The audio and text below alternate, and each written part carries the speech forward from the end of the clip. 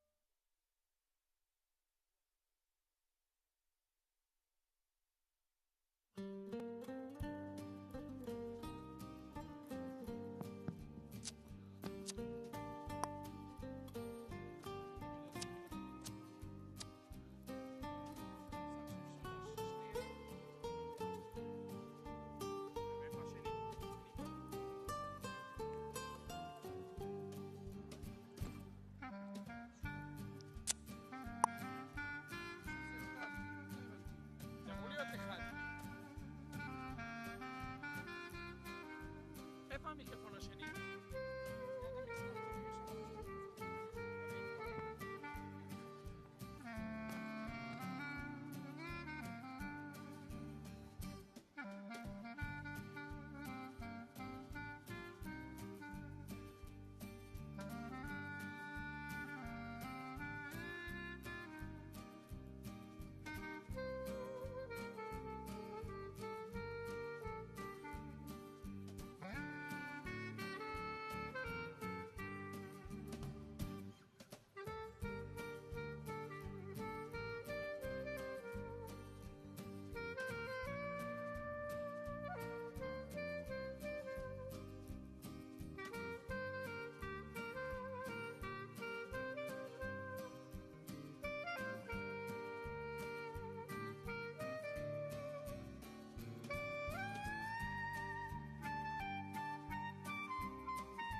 אושי?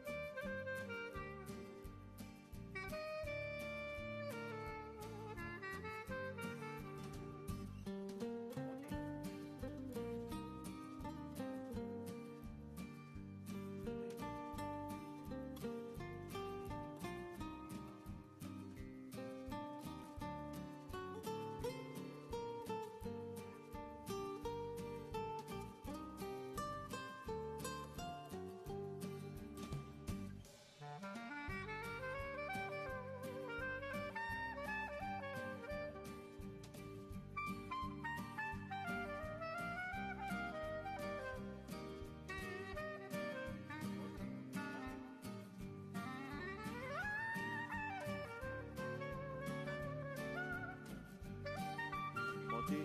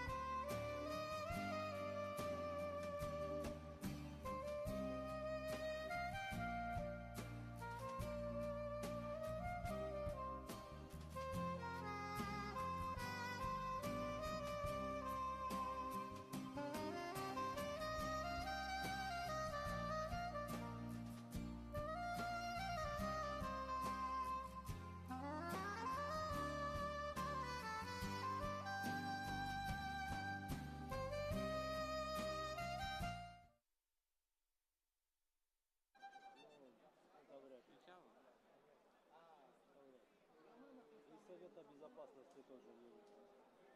Вот. Ну что-то они там хотят. Король Иордании выступил очень резко, сказал, что, блядь, Кто выступил? король Иордании, А. сказал, что такой ситуации с палестинцами, как сейчас, никогда нет. Тяжелая ситуация. А? Что там с Иорданией? Что требует двух государств, двух народов. Невероятное притеснение палестинцев израильтянами. Для него он очень либеральный человек. А в чем притеснение? В чем он говорит притеснение? Что притесняют израильтяне палестинцев, что храмовая гора. מה שלומכם? אתם מסודרים כולם? שתיתם?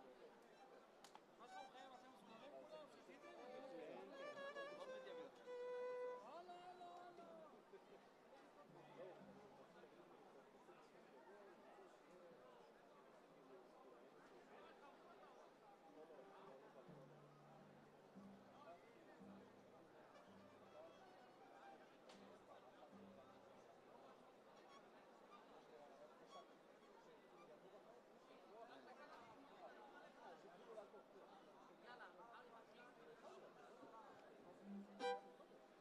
Первый шаг.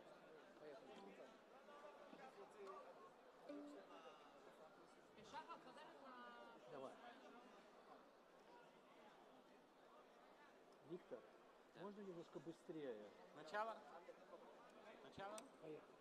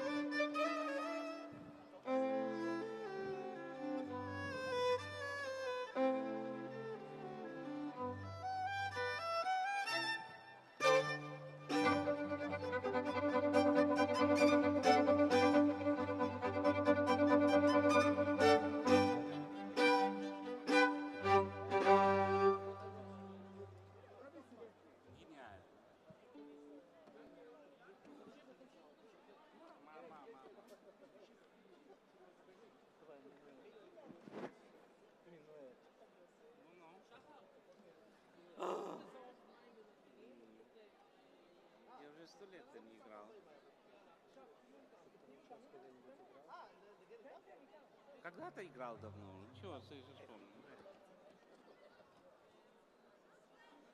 Ну что, поехали.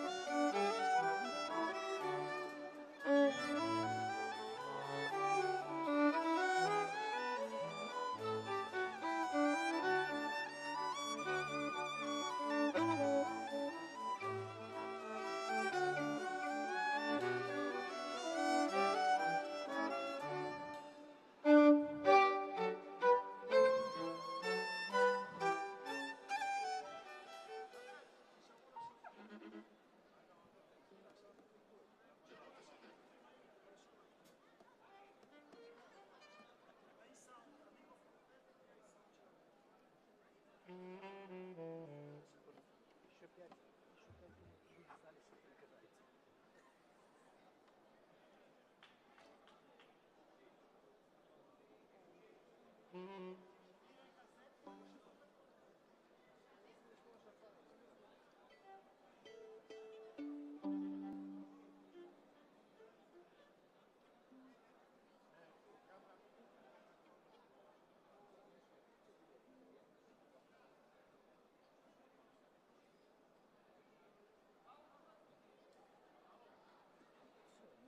сложить отдать мне.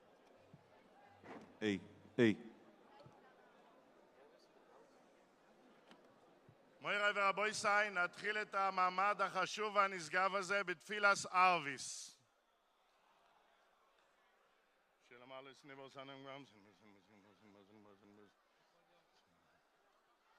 Tschüss, Sadik im Abend, wo so bist, so wie also man bei Falt und Regime. Regime große Boy. Es gadel we ska de schmeir abo. Wir haben die Brücke Jerus, wir haben wir mal bekommen wir Kare Mashiach. Begayegen wir mit dem Breitrol bei Israel, Bagel mit mein Kare im Romen, ey schmeir abo, vorach lo lam mal mayo is borach, wir stamos auf so im Snase. Sadov is alef zalosh, wenn gut schabrichu. Jedem galberas, ob ich raus, ich raus, aber nachher. Mos da mir am Yom, wie im Romen, Rabram Liash und Ramosai. Adonai Yoshia, Melech Yaneinu v'Yom Koreinu, Baruch Adonai HaMevorach. Baruch Adonai HaMevorach L'olam Va'ed, Baruch Atah Adonai Eloheinu Melech Haolam Asher b'dvarim har v'rovim b'chom. B'zeh Asher Mizon Mishana Eitim Machlif Zmanim. B'sader Seker Chom Mishmer Yisrael Mok Yagir Tzenu V'yem V'lo L'Olam Neroisha V'Roisha V'Nei Amav Yemei V'lo L'Olam Avdim V'Lanu Tzvoi Shmoi. El Chai V'Kayam Tomdim L'Cholei L'Elvet Baruch Atah Adonai HaMari v'Rovim Avas Olam Beis Yisrael Amrov Toiro Mitzvois. Chokim u'mishpatim ha'izon limadet al keinam no'elein mishervenu v'kemeinu sarbo kerem nismach b'divrei salm u'toiro secho mitzvei zerlein vet keim chayenu v'yochemenu v'em negem avleilam v'avos chaltos men leilam b'vrato Adonai oyev amo Yisrael Shema Yisrael Adonai Eloheinu Adonai Echad.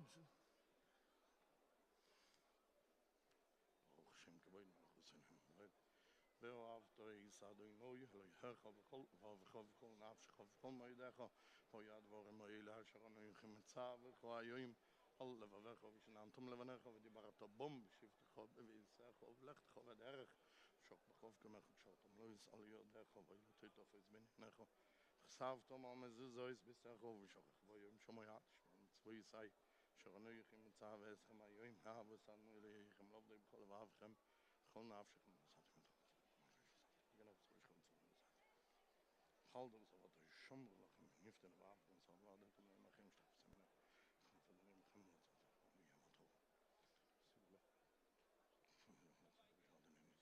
Samtem es de voray ele alle waafgem man afschat moiz.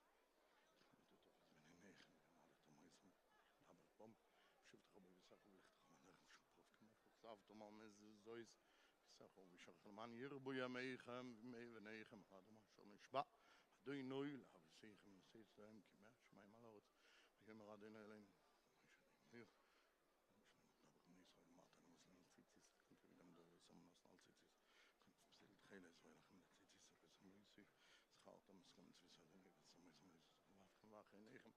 Schatem so immer im Mann diese was kann so ist es durch meine lege man haben lege maar so ist es gemeint so haben es gemeint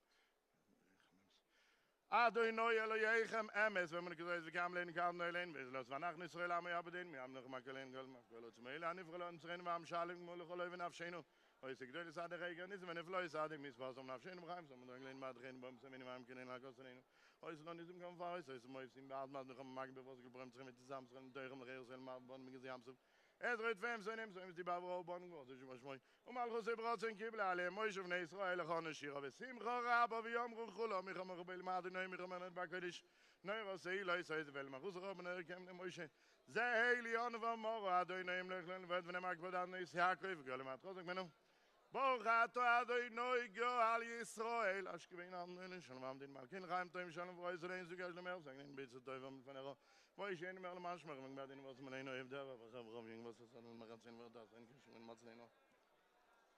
Ja, mir gaan vragen, muss im gaan schon mal werden. Borat adoi shoy mera mo Israel ad. Zgad ve iskad ich mei rabo. Wir haben die Brücke raus, wir haben raus. Wir haben können wir Kare Mashiach. בחייכם ואמיכם חייט לכל בית ישראל בהכל בזמן קורא ואמרו אמן. יש מי רבו מבורך לעולם ומזבח. לילו לילו מכל בחוסר ושיחוסר שבחוסר ונחם מוסד אמירם ויולמו ואמרו אמן.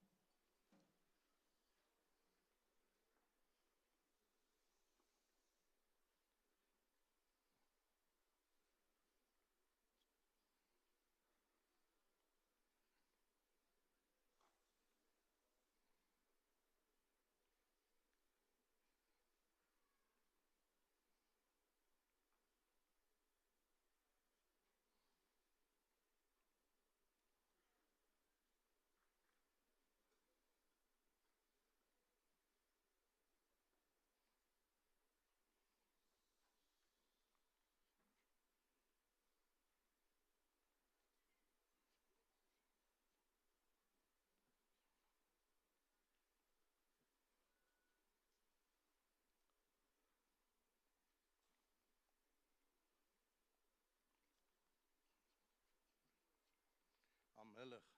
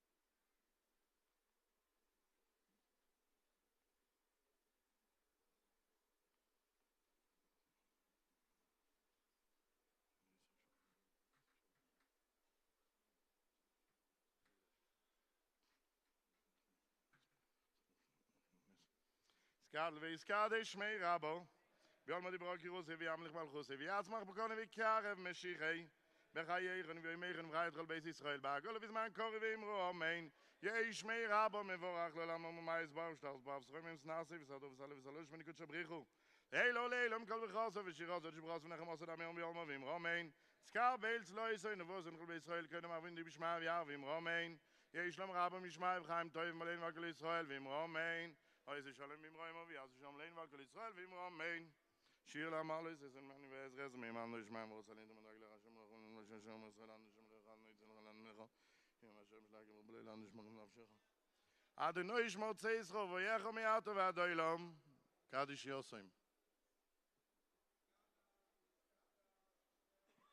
אמן.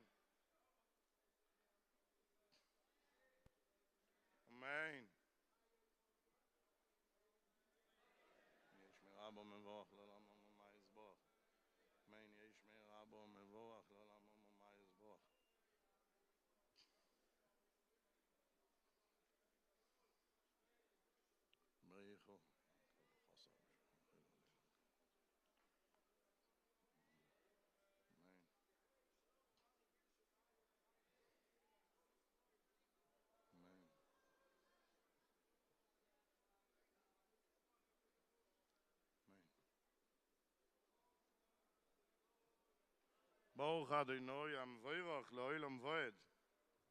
Lein לשבח לאדוני הקהילות, יש גילוי לצברי שלו, סון גרץ ולא יסום אנו משפרי סעדומו, שלא יסום כן גרם לין כל המוינם. שאנחנו קוראים משתח ומועדים לפני מלך מלכם מלך מקדש ברוך נו שמיים ויסדות. מוישה ויקר בשמיים על שכנסנו וגם רואים לעיני אדם זמן כן אפילו סגק כזו דעתם בשבוס לבבכו. כאדוני הוא אלוהים בשמיים על זמן כן גם לכם לעיני נרז מרז ולאב ולנוז ונגרז גרז.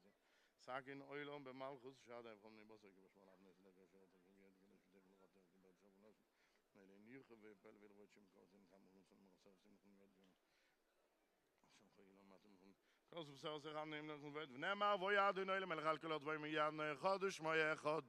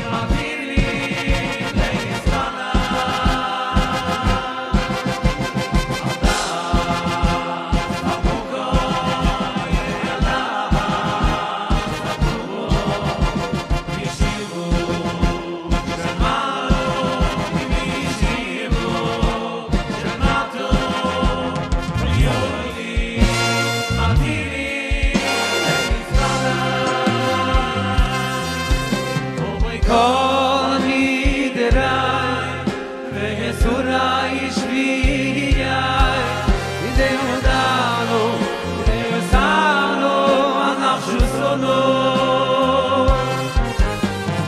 yoim kipir ze ahat yoim kipir mavo avo laye idetoyo noyo noyo noyo yo yo yo yo yo yo yo yo noyo noyo yo yo yo yo noyo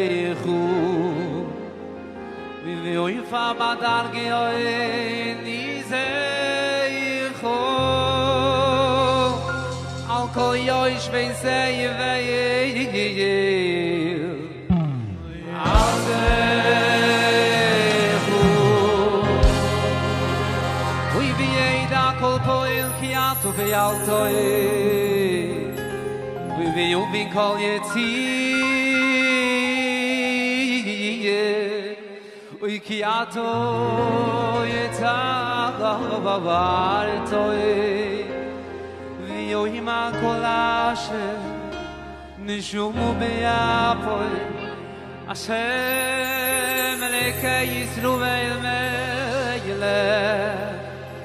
Yimalchi Yisroi B'kov avoil mushulu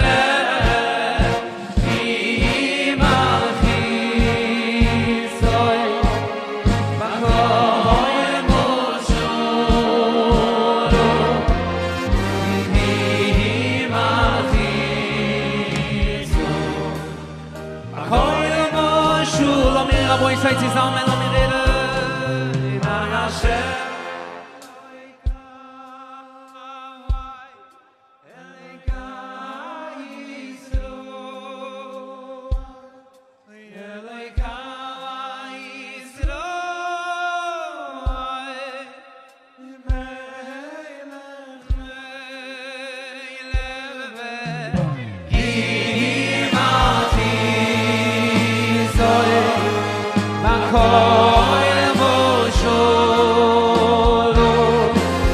Yihi malchi soy Bakoil moshulu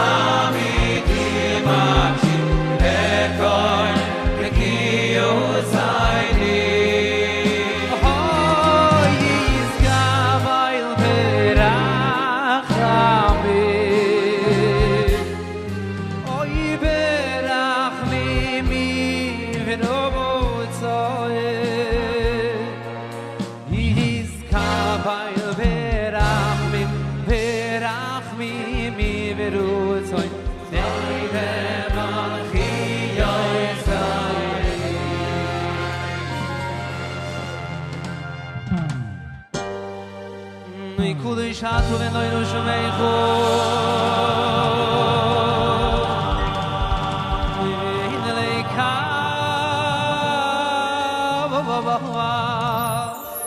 we balechu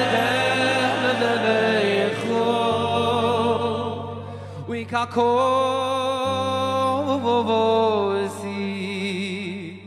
vayik ba shem tzvogoyz ba mishpah we will kaila kudo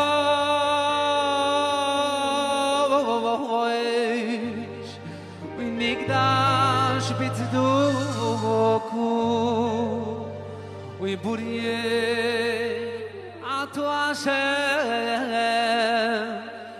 oy vay vay vay vay vay vay vay amelech akol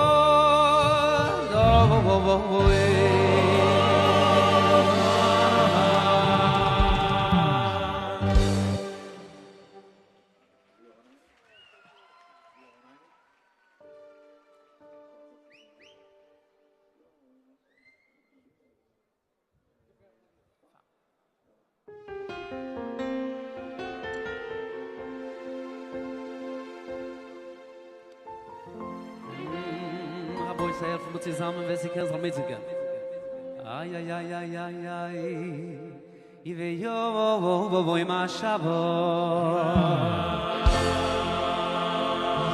Nay khvus min ay shunut mimi. Ishna Yisrael im soiles mich ubelilu ba sheimen, wenn I yizkoy alle zusammen.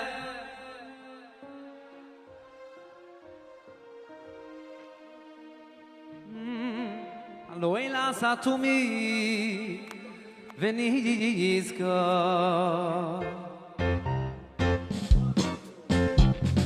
Yismach yismach Moishe Bematnas bematnas velkol Ki yeved neima Ki yeved neimon kurusuloi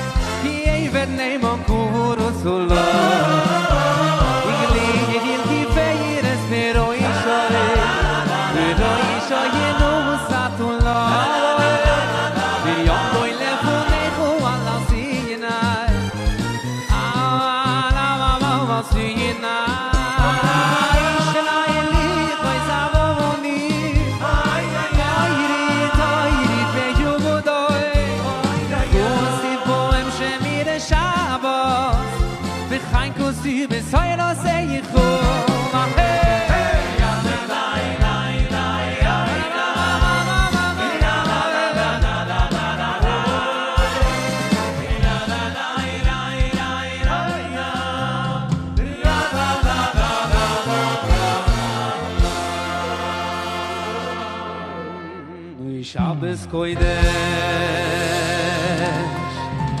Heilige Shabbos Shabbos Kodesh, Heilige Shabbos, we Shabbos Kodesh, we lechtige Shabbos, we Shabbos Kodesh, we lechtige Shabbos. Oy vey Shabbos Kodesh, oy heilige Shabbos, Shabbos Kodesh, oy heilige Shabbos, oy vey Shabbos Kodesh, oy heilige Shabbos. We Shabbos Kodesh, we lechtige Shabbos.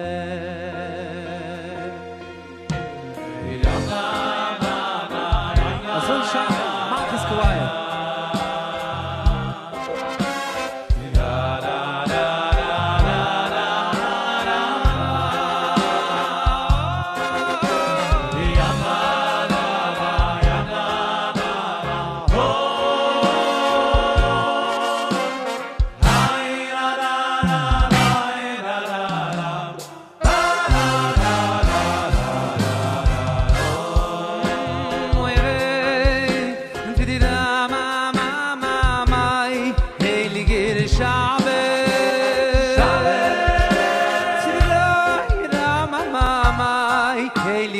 Shabbos,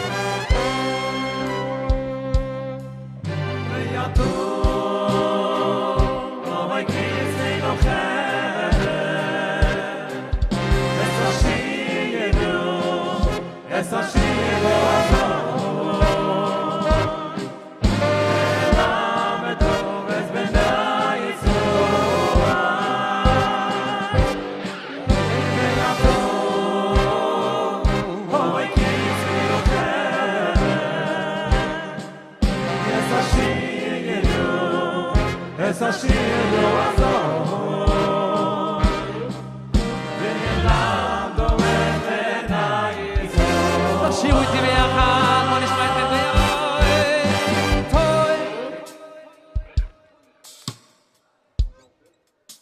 איזה יופי אתם שרים. אוי אוי אוי אוי אוי תוירו אגדוי תוירו אגדוי שני בבקושו חרני אוי בבקושו תוירו אגדוי שו חרני בבקושו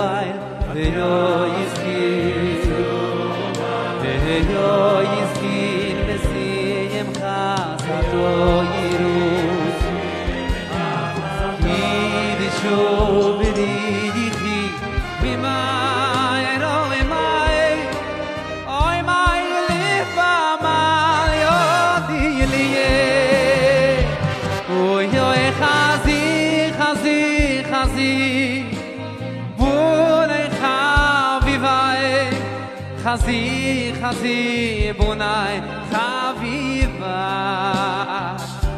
יא יא יא דם משחר בצער די לאוי ויוס לקין מחדבו סודי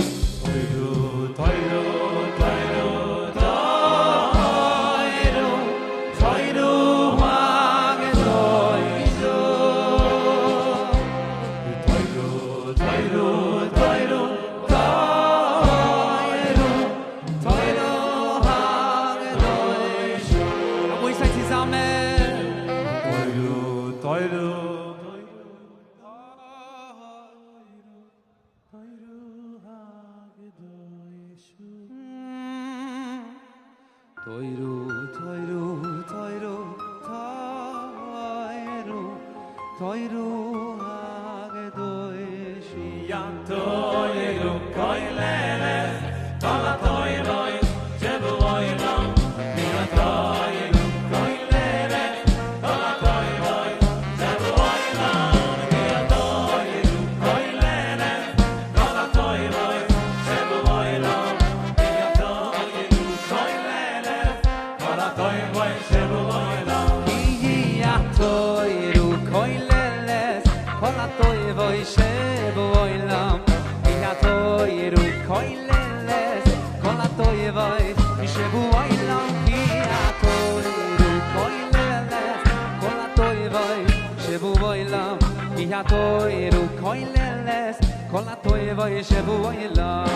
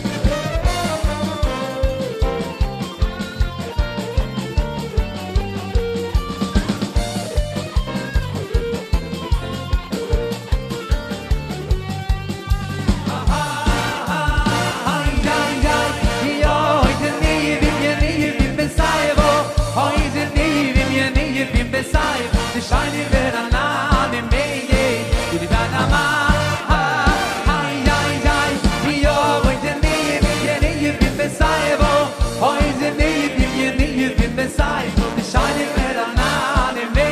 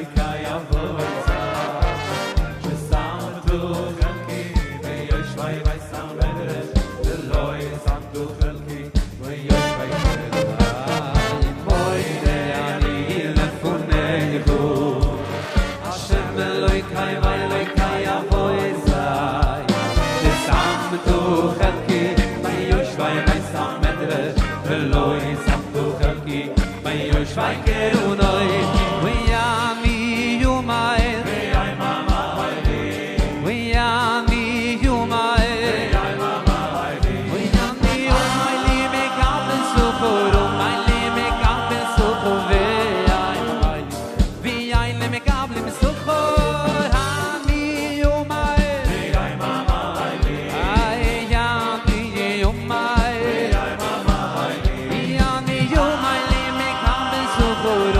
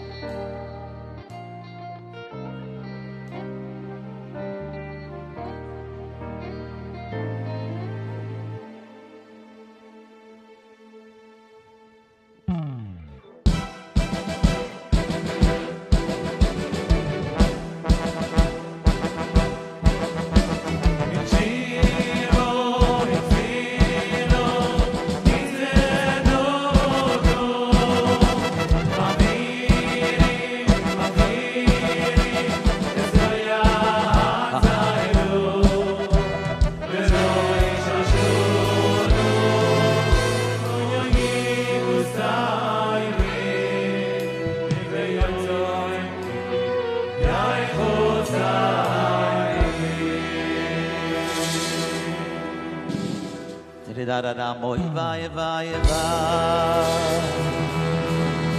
Tiri-da-da-da, moi-vai-vai-vai. Hoi-cha, moi-yela. Hoi-ma-se-yechu. Tiri-da-da, ma-hi-dai-ve-si-semach. B'ma-se-yechu. Tiri-da-da-da, moi-vai-vai-vai. Tiri-da-da-da, moi-vai-vai-vai. V'yoimri lechu b'vo-vai. Yichoi-se-yechu. Tiri-da, ma-hi-dai-ve-tzadikoch. Ami-se-yechu. Ra-ra-ra-ra-ra, hoi-vai-vai-vai. Tig-da-va-shuv-doim, al-kol ma-se-yechu. Ra-ra-ra-ra-ra, hoi-vai-vai-vai. Hoi-vai-vai-vai-vai. Ra-ra-ra-ra-ra-ra, v'ki-ani-se-yechu. V'shas-ko-ki-gastu.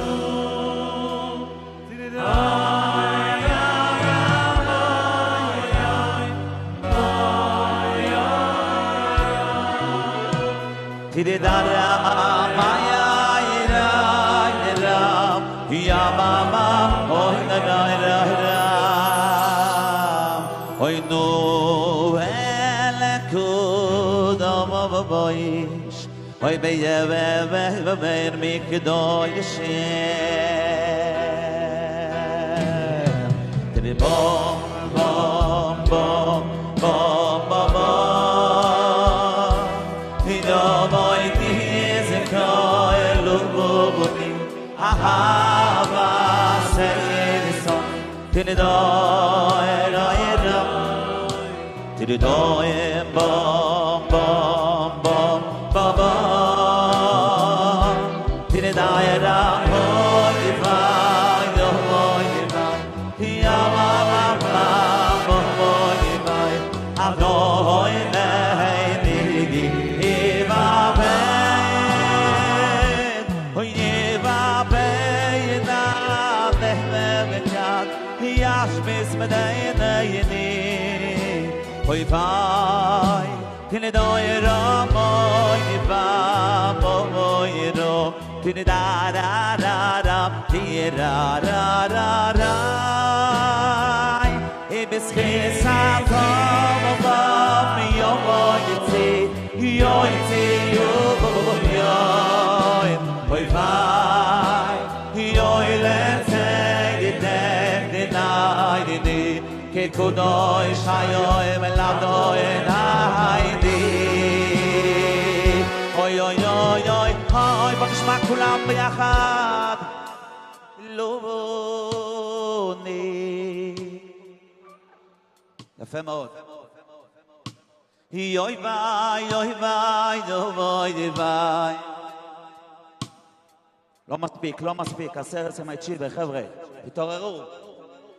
תירדוי רב, תירדוי נמי לנמם.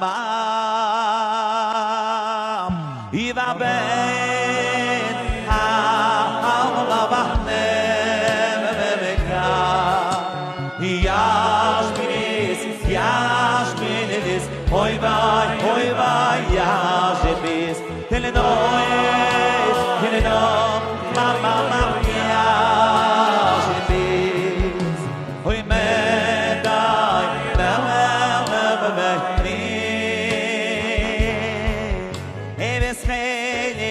Ha-tom-o-mo-om, yo-yitzi-yi-yum-o-mo-yoim. Hoi-vai, let's-say-it-never-back, di-na-hi-ni. He-la-da-he-la-da-da, ha-he-la-da-da, ha-he-la-da-da-da, hoi-yoi. Kuloi Shayoy Lagoy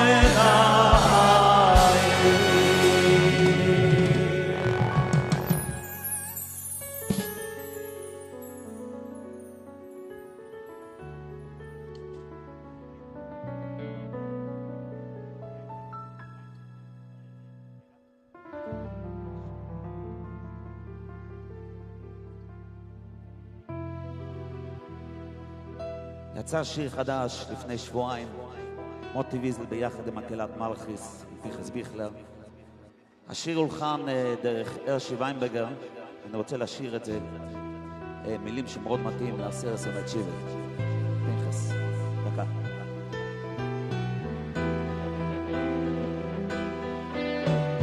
Shudo toivo tikusai, tikusai besai chusai, liante lechaim toivim mi leshudo. Shudo toivo tikusai, tikusai besai chusai, liante lechaim toivim mi leshudo. Shudo toivo tikusai, tikusai besai chusai, liante lechaim toivim mi leshudo.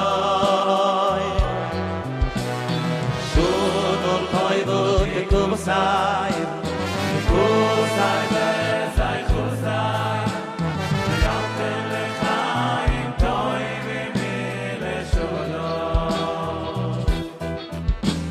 Agit geben Steyur, Agit geben Steyur, Agit geben Steyur, alle Jiden. Agit geben Steyur, Agit geben Steyur, Agit geben Steyur, alle Jiden Yakir.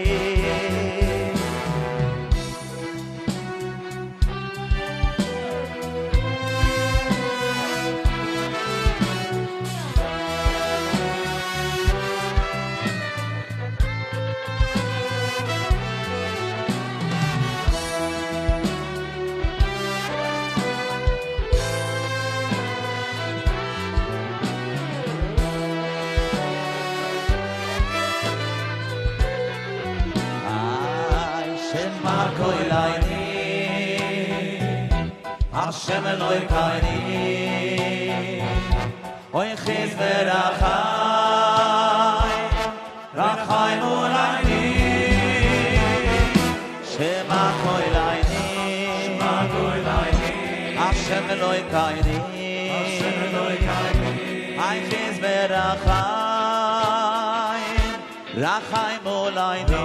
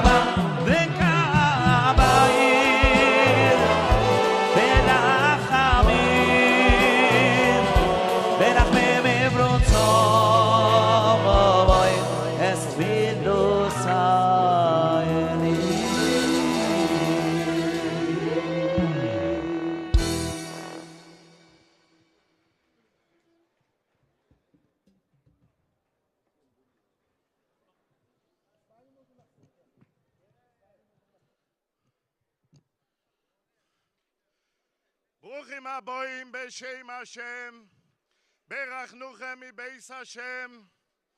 אנחנו פותחים עכשיו את המעמד הגדול של סיום הש"ס, משנייס, דף ליום, של המפעל העילומי, שאנחנו נמצאים כאן ברשוס מורונו ורבונו גדולי ישראל, אדמו"רים, ראשי ישיבס, דיונים, מוירוי רואה, כולם ביחד שליטה באו להשתתף כאן במעמד הגדול של סיום המשנייס. לא בכדי זכינו בזמן קדוש כזה, כפי שכולנו שמענו את שירי היום עם הנרואים, אלו מעוררי רגש של תפילויס הקדושים. דווקא בזמן כזה זכינו לסיים את דף היום ממשנייס, והזכויות הגדולות יותר שרבבות אלפי יהודים קיבלו על עצמם מחדש להתחיל במחזור הרביעי ללמוד את המשנייס, ובעזר השם לסיים תוך שנה את כל השישה סדרי משנו. מוירי ורבויסאי, ברשוס גדולי תורה וגדולי אכסידס היושבים כאן על במה חשובה זו, ובעזרת השם יבואו גם להשתתף בהמשך המעמד. יש לנו לילה ארוך בעזרת השם, שאנחנו נשמע את הסיים, את ההתחולה, פרקי שירה וניגוני סיירוס, לאוידויס להשם יזבורך, על שזכינו להגיע למעמד כזה. אבל מוירי ורבויסאי, אני חייב לשתף אתכם במשהו אישי שקרה לי בדרך בהגיעני למעמד זה. יש בחור אחד שהוא קיבל על עצמו לפני שנה ללמוד את כל המשנייס דף ליום בזכות המפעל הקדוש הזה, והוא רצה להשתתף במעמד הגדול הזה, אבל היות שהרבא שלו נמצא בחוץ לארץ, הוא חסיד פשבורסק, אז הוא נסע לבלגיה עם ההורים שלו להסתופף בצל קודשוי של כבוד קדושה סעדמה מפשבורסק שליטה. אמר לי המחנך שלו שהוא ידע שהילד הזה נסע עם ההורים שלו והוא למד את כל המשנייס, שהילד הזה היה לו בקייס בכל הנלמד בגימורה. מתי שהוא מסר שיעור, ילד זה ידע בהלכס טרס, קודשים, ביבומס. מאיפה הידע שלו? שאל המחנך שלו.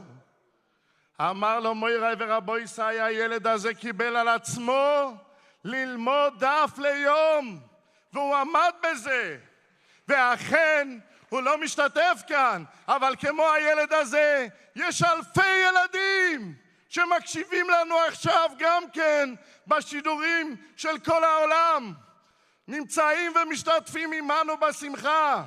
ובעזרת השם אנחנו נזכה לשנה הבאה שרבבות הילדים שקיבלו על עצמם להשתתף, ללמוד את הדף היומי, ישתתפו בעזרת השם עוד שנה, ויהיה להם גם אותה בקייס של אותה ילד.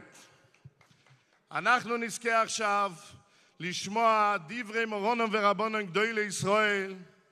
נמצא איתנו הגאון הנודע רבי יצחק דוד גרוסמן, מגדולי מקרבי התשובה בדורנו. מה מתאים בעשרת ימי תשובה שיבוא במעמד קדוש זה, בו קיבלו עשרות אלפי יהודים, ילדים ובחורים ואברכים ומבוגרים, קבלה לסיים משנייס תוך שנה, שישמיע במעמד קדוש זה דברי ברוכה.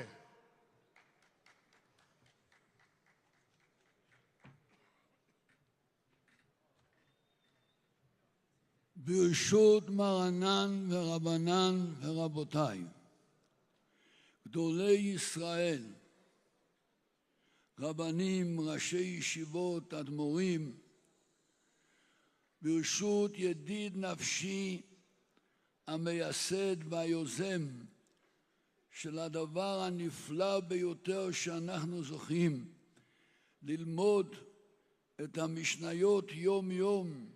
הרב החסיד רב שמואל אלפרין שיחיה, שכולנו מברכים אותו מעומק הלב, שהשם יעזור, שיצליח בכל אשר יפנה. אני נזכר באביו המיוחד, רב רפואל אלפרין, והאימא בטי.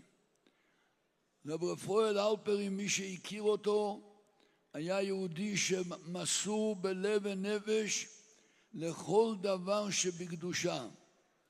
אבל באופן מיוחד הוא היווה דוגמה לכל יהודי בכל העולם. איך אדם יכול לקחת את עצמו ולהיכנס ולהיות תלמיד חכם עצום בכל חדרי התורה. אני זוכר את השנים שהיה סגור ולומד תורה יומם ולילה. רואים את הספרים שהוא חיבר, את ההישגים שהוא השיג.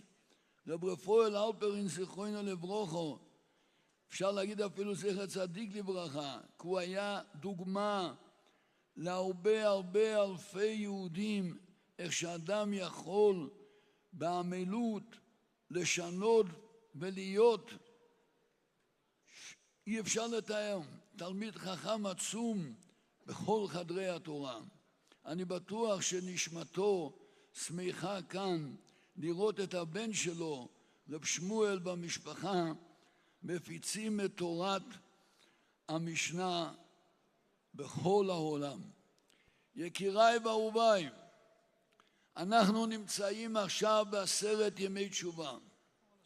הנביא אומר, דירשו את השם בהימצאו, כי ראו בהיותו קרוב. אומרת הגמרא, אלו 10 הימים בין ראש השנה ליום הכיפורים. בימים האלה בורא העולם קרוב אלינו. דירשו את השם בהימצאו, נמצא, כי ראו בהיותו קרוב. מה יותר נחת רוח שאנחנו יכולים לתת לבורא העולם במעמד הזה שאנחנו נמצאים כאן, שכל כך הרבה אלפי בחורי ישיבה, אלפי בעלי בתים, מקבלים על עצמם ללמוד יום יום את המשנה, שהיא הבסיס של כל תורה שבעל פה. כל התורה שבעל פה הבסיס הוא המשנה. המהר"ל קורא לזה היסוד, יסוד הברזל שכל תורה שבעל פה זה המשנה. עליה מבוסס כל התורה שבעל פה. יקיריי ואהוביי, בראש השנה, יום שהשם ברא את האדם, אומרים חז"ל, ביום הזה אנחנו אומרים השם מולך גיוס לובש. השם מלך, השם הוא המלך. גיוס הגדלות שלו, לבש, הוא שם את זה בלבוש. מה הלבוש של השם? לובש השם עוז. עוז זה התורה, אין עוז אלא תורה, שנאמר השם עוז לעמו ייתן. יתזר יוצא תרי"ג, תרי"ג המצוות. לובש השם עוז יסעזר, אבטיקו אין תבל בל תימוד. כדי שתבל העולם לא ימות, העולם יעמוד, צריך את הלימוד התורה וקיום המצוות. קיום המצוות תלוי בלימוד התורה. יקיריי ואהוביי, הנביא אומר, אם לא בריתי יומם ולילה, חוקות שמיים וארץ לא שמתי. כל הבריאה שנעשה בראש השנה זה כדי שיהיה תורה בריתי יומם ולילה. הרש"י הראשון בחומש, בראשית בורא אלוהים את השמיים ואת הארץ, אומר רש"י, בשביל התורה שנקראת ראשית, ובשביל עם ישראל שנקראו ראשית. לכן, אשרינו מה טוב חלקנו, אשר בחר בנו מכל העמים, ונתן לנו את התורה. כל התורה מבוססת על המשנה. אני רוצה בקיצור לספר לכם שתי סיפורים קצרים שמובאים בדפים שחילקו. שמעת את זה מאבא שלי, זכר צדיק לברכה. היה עיר שקראו לזה לודג'.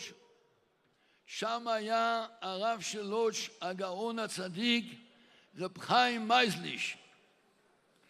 היה זמן מגפה, כמו הקורונה. סיפור שלם, קברו מישהו מחוץ לגדר בטעות. הנפטר הזה בא למשפחה וצעק, למה קברו אותי מחוץ לגדר?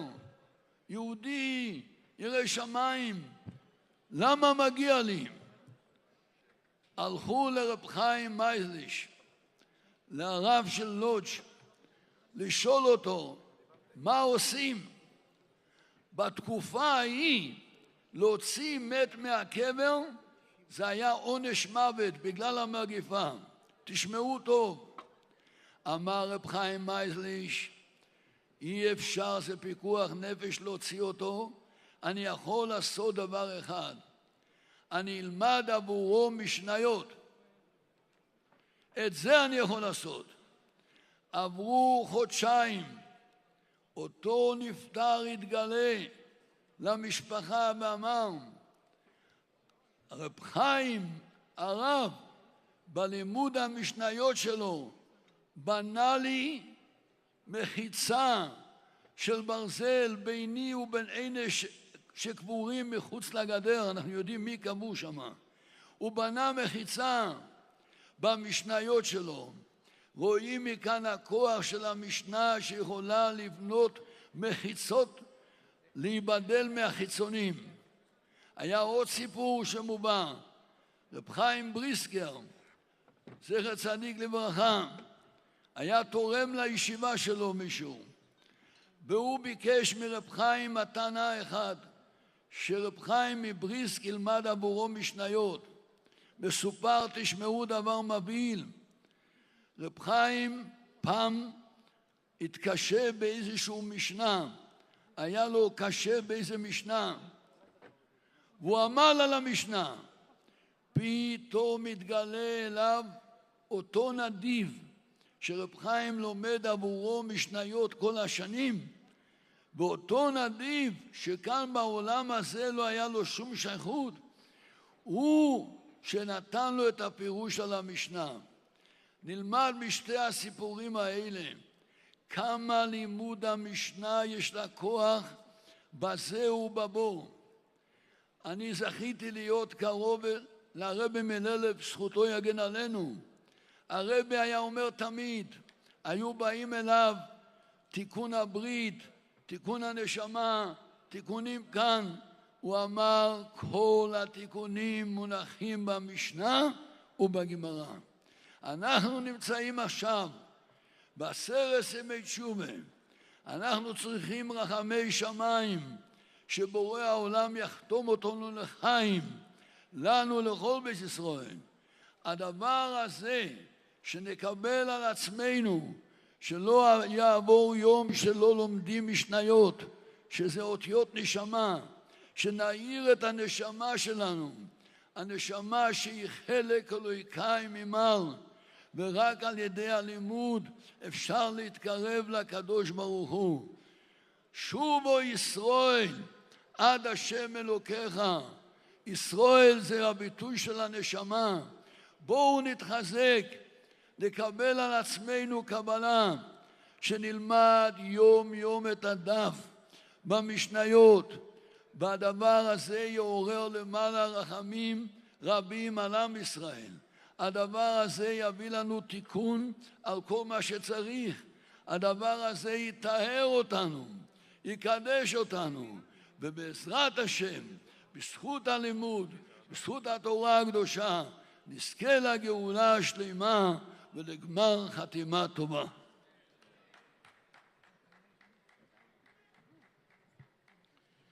תודה רבה לגויין רבי יצחק דוד גרוסמן על דבריו הנפלאים, דבורים היועצים מן הלב, נכנוסים אל הלב. מויראי ורבויסאי, הגמור אומרת, אומר אביי, כשהוא עשה סיים, עבדין יום טוב ולרבונון, וזה היה על מסכת אחת, הוא עשה סיים לכל הרבונון. אנחנו עכשיו נזכה לסיים את כל השישו סדרי משנו, שאלפי יהודים למדו דף משנייס ליום על ידי המפעל העולמי הקדוש הזה. נזכה לשמוע את הסיום על ידי כבוד קדושה סמורון אדמו מללף שליטה הנמצא כאן ומפאר את המעמד הנשגב הזה.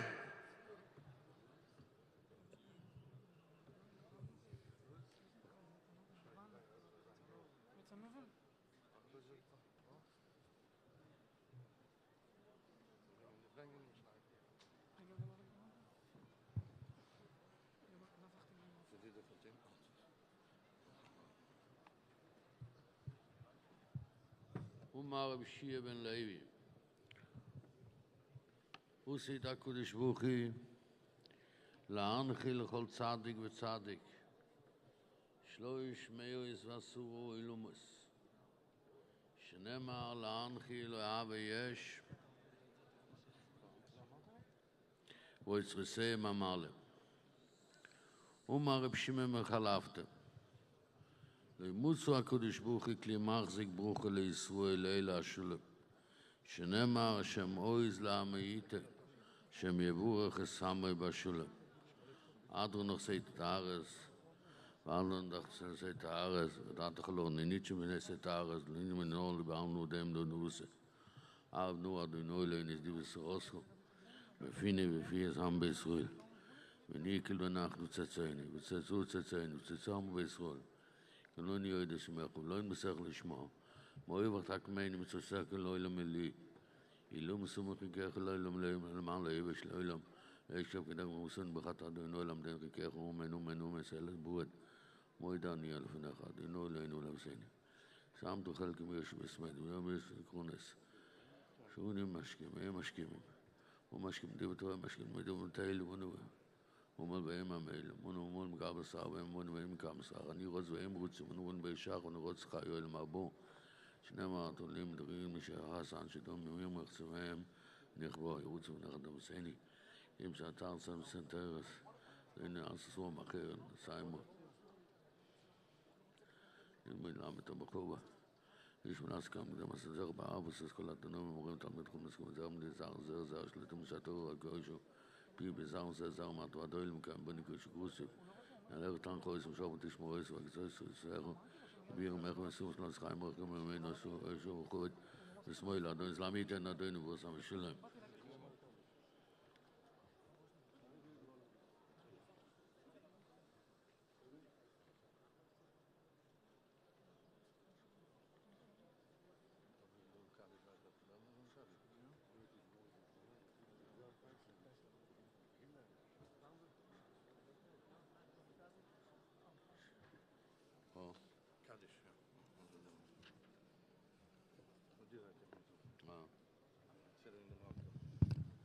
Skadel ויskadel שמי רבו. אמן. ואולמדי עושית לסחדותו לחיו מסעיו לסוק לחיו עולמו.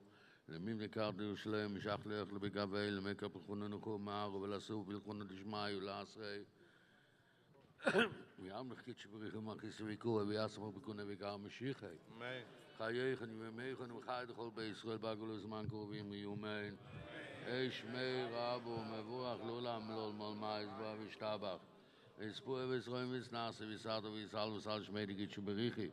לאילו מכל בחוסו ושירוסו תשברוסו נחמוס תמי ומול ויומן. על עשו ברבון תלמידיהם וכל תלמידיהם קומנדוס כמורייס לבאס קדישו ודהם איתי בכל עשר ושר. אילונו לאינו לכל שלום רב בחינם וחיסו ואח מחי אריכן. אם מזוינו רביכם וקודו. יפקון מקודם אבי נשמע עבר ואם יומן. שלום רב בשמע חיים טובים אלינו והכל ישראל ואם יומן. ויעשה שלום במרוים ויעשה שלום אלינו והכל ישראל ואם יומן. Mazel tov. Ay, Mesini, khasta ma moiru. Kidelo momni yois me bina moiru. Se besim khas ta moiru. Kidelo te hois be yoiru. Se besim khas ta moiru. Kidelo momni yois be yoiru. Se besim khas ta moiru. Kidelo te hois be yoiru.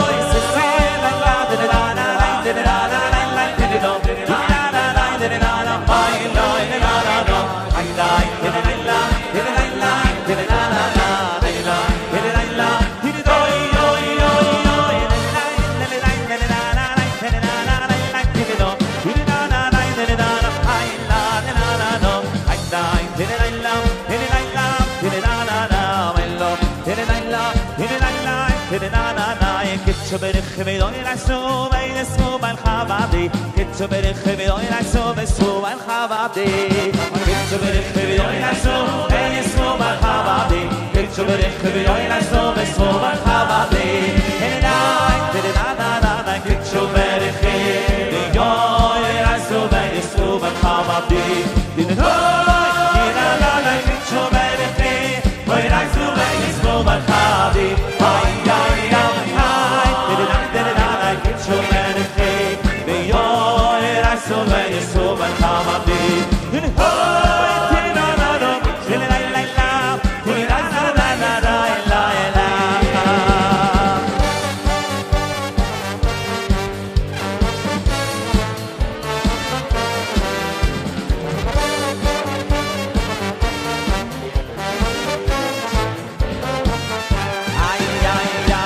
Kitzuberich v'doy l'ashu v'ynesu b'al-chavadi Kitzuberich v'doy l'ashu v'ynesu b'al-chavadi Kitzuberich v'doy l'ashu v'ynesu b'al-chavadi Kitzuberich v'doy l'ashu v'ynesu b'al-chavadi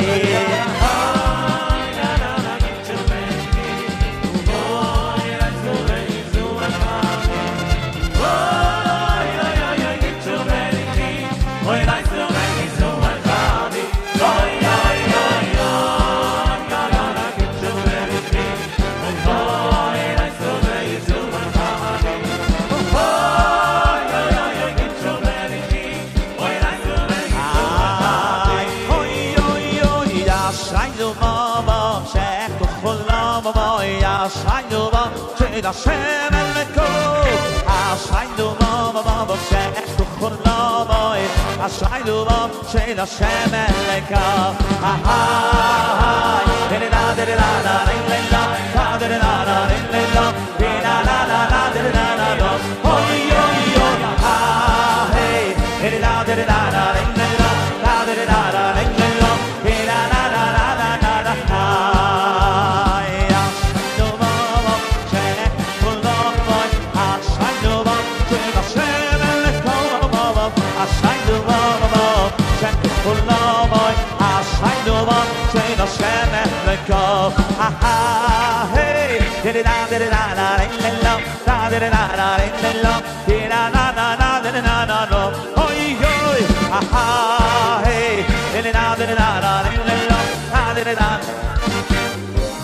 Come singen alle zusammen Hoi, hoi, hoi, Aschai Mishebuleka Vinetamni noi bei Yuvdoi Hoi, Aschai Mishebuleka Hoi, Metamni noi bei Yuvdoi Hoi, Mechoil Maminim Asheni Leva Doi Hamam Lech Melu Buchim Hoi, Melom Movo Yam Lecha Hoi, Mechoil Maminim Asheni Leva Doi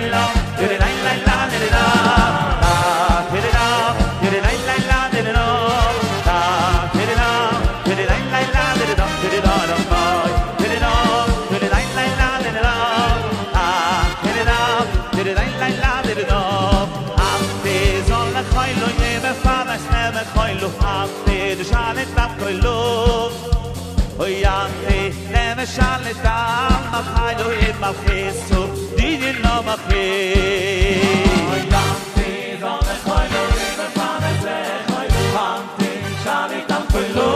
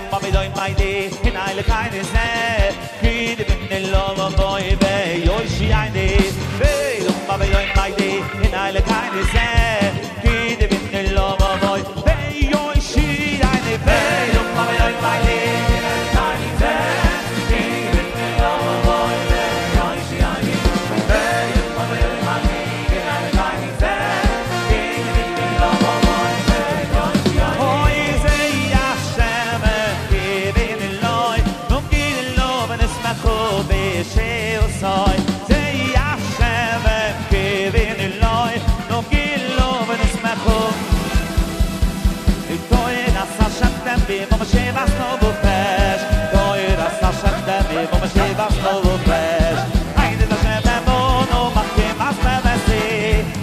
Hashem Nemono, Achim Hashem Messi, Bikil Hashem Meshurim, Meshurim Samchaloi, Meshurim Yashov Amurim, Besamchaloi, Bikil Hashem Meshurim, Meshurim Samchaloi, Meshurim, Hoi Besamchaloi, Mitzvah, Mitzvah, Mitzvah, Alles zusammen, Mitzvah, Mitzvah, Mitzvah, Hashem, Hoi Mitzvah, Hashem, Wurde mir das Sein neu lieb, Mitzvah, Hashem, Wurde mir das Sein neu lieb, Yiras, Yiras Hashem, Yiras, Yiras Hashem, Yiras Hashem, Teinoi, du ein Meidas Schlumat, Yiras Hashem, Teinoi, du ein Meidas Schlumat, Mishbedai Hashem, Mishbedai Hashem, Hoi Mimedai Hashem, Memetzopki Davodov, Mishbedai Hashem, Mishbedai Hashem, Hoi Mimedai Hashem,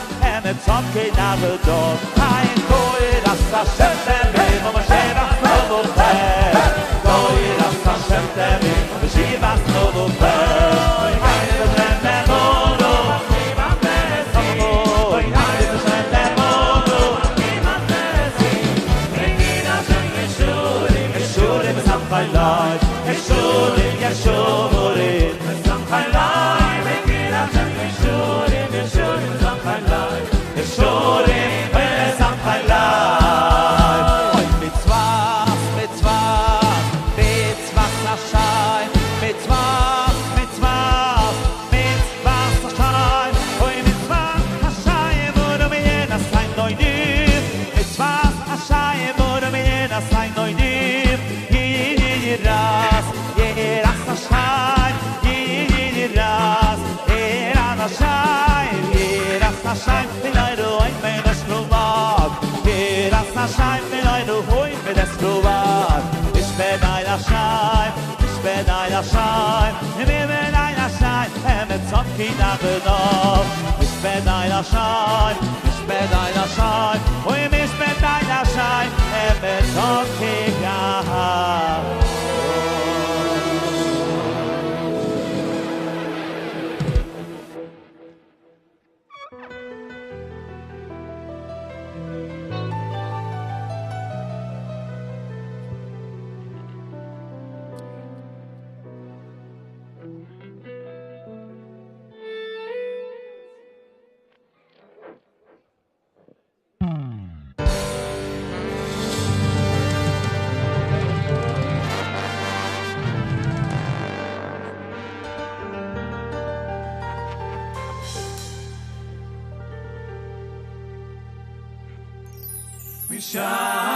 Misharai, Shumayim Yitzah, V'yotzor Echov Atoim, Lo Nisivtah,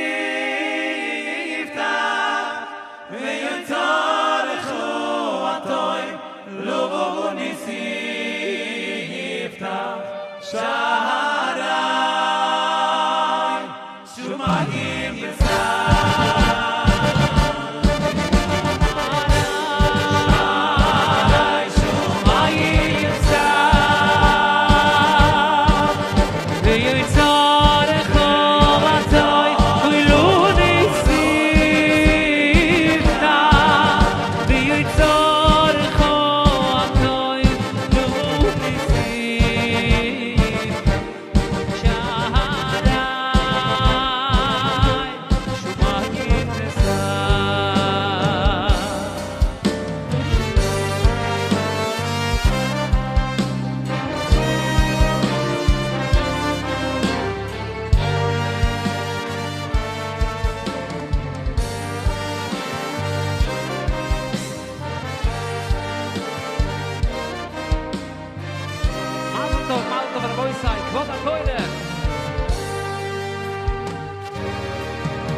We share you the Chuaim, Doif Kim Kanim Vedalim.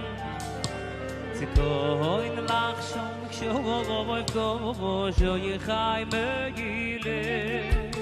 Oy Ki Yatu Rav Silichon. Oy Oy Oy Oy, Ival Urachamim.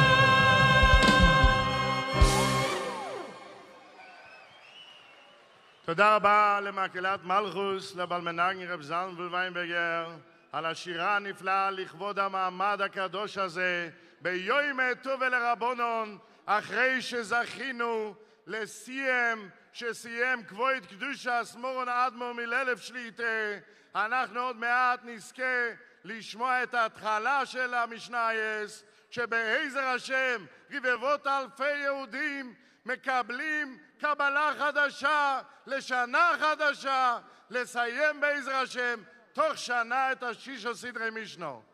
עתה נתכבד לשמוע דברי ברכה מהגויין הגודל רבי יצחק אזרוחי שליטה, ראש ישיבה סמיר, לכבוד המעמד הגדול. אנחנו מקדמים גם בברכה את הגויין הגודל רב שרגא שטיימן שליטה, שהגיע לכבד מעמד קדוש זה, יחד עם גדולי ואדמו"רי אכסידס, ראש הישיבה שליטה.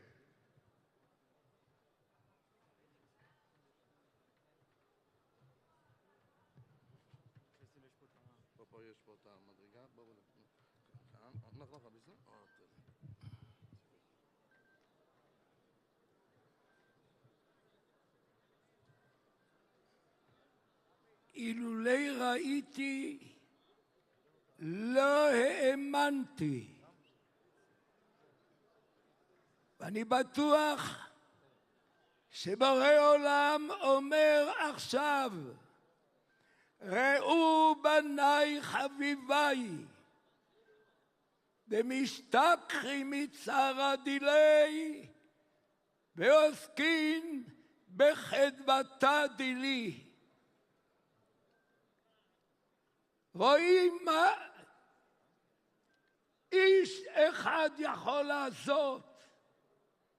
אני מכיר אותו מהישיבה. ידעתי שהוא כישרוני מאוד, אבל לא ידעתי מה יהיה. העיר אלפים. כוח השתמש בכוחות שלו להעיר אלפים, להידבק בתורה הקדושה. ואני רוצה לומר רק דבר אחד.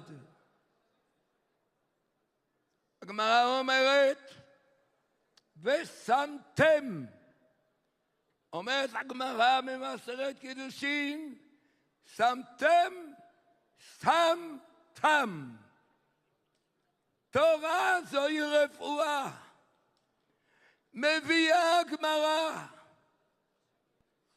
שהקדוש ברוך הוא אומר, בראתי יצר הרע, בראתי תורת תבלין. זה אותו דבר? לא! זה לא רפואה. תבלין זה מה שממתק את הדבר. זה תבלין. אם אני רוצה להשפיע על מישהו רחוק, כשהוא עוסק בתענוגות, ואומר לו, יש גיהינום. הקדוש ברוך הוא רואה, אבל הוא עסוק בתענוגות. אני אומר לו, אדרבה, תמשיך להתענג, אבל אני אראה לך מה זה תענוג. תמשיך, אני רוצה שתמשיך להתענג, אבל בוא ואראה לך מהו תענוג. אין תענוג בכל העולמות כמו לימוד תורה. ואני פונה גם לבני תורה, שמאוד מאוד חשוב שיקבעו לימוד של משניות. כשמבינים טוב את המשנה, רואים מה זה ש"ס, רואים מה זה תורה שבעל פה.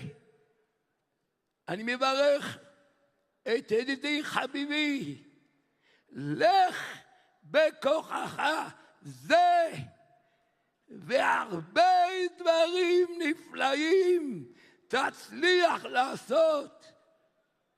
לא רק משנה, אלא כל מי שישמוד משנה, יהיה לו חשק להתענג גם בסיום הש"ס בבבלי, ירושלמי.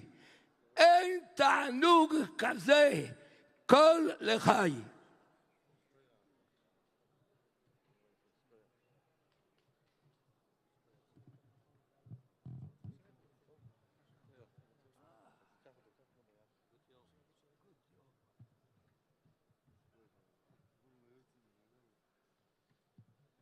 זכינו לשמוע את דבורוב של ראש הישיבה הגויין רבי יצחק אזרוחי שליטה, דיברויס היועצים מליבוי התואר, והעליב את המוני היהודים המקשיבים לנו בכל העולם להצטרף לסיום המשנה לשנה הבאה שבעזר השם נתחיל עוד מעט כאן במעמד הקדוש.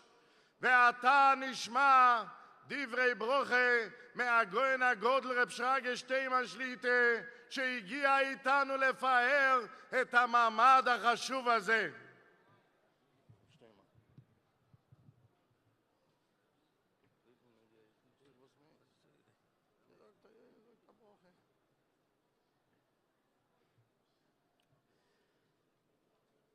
אנחנו לפני יום כיפר.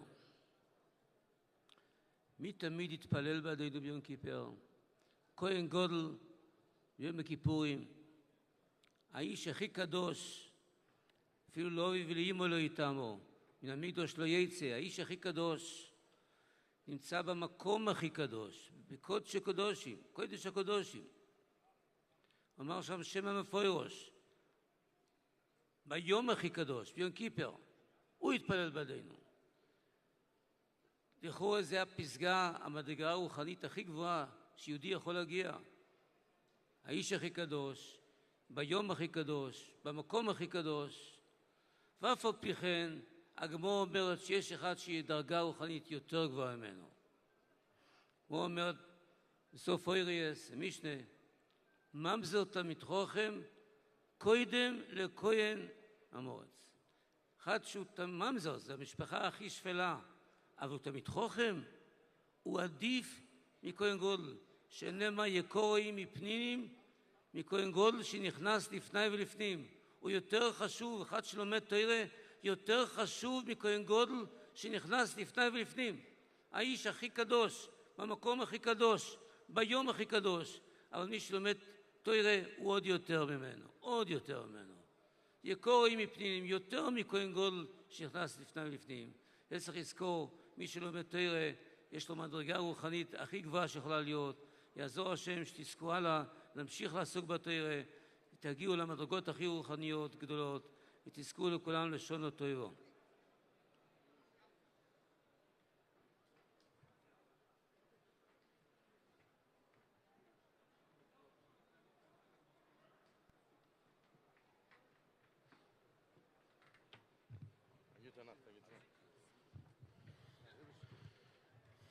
אנחנו רוצים להודות לגויין הגודל, הרב שטיימן שליטה, על דיברותיו במעמד זה, על דברי הברוכה שיחולו על המעמד, על אלפי היהודים שמקבלים להתחיל דף ליום בלימוד המשנייס.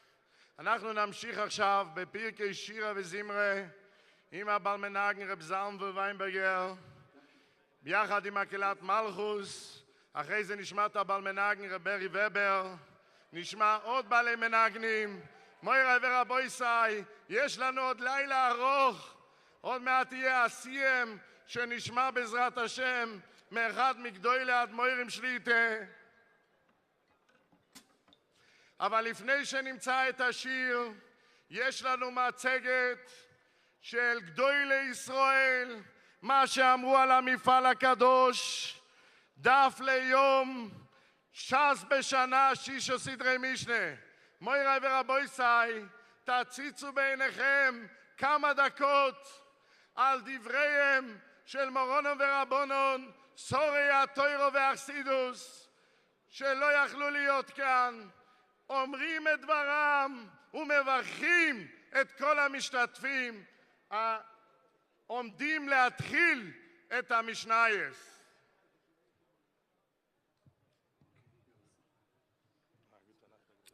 יש לך רבע שעה? כן, 15 דקות. בין לבין, בין ארוחת בוקר לסדר א', כמה דקות עד שהמים לקפה ירתחו. בין סדר מוסר לבורכו. רבע שעה עד שהחברוסה יגיע. כמה דקות שבשבילך הן הזדמנות להשקיע בעצמך, לנצל את הזמן, להרוויח ידע מקיף, לקנות עולם ולסיים ש"ס משנייס בשנה.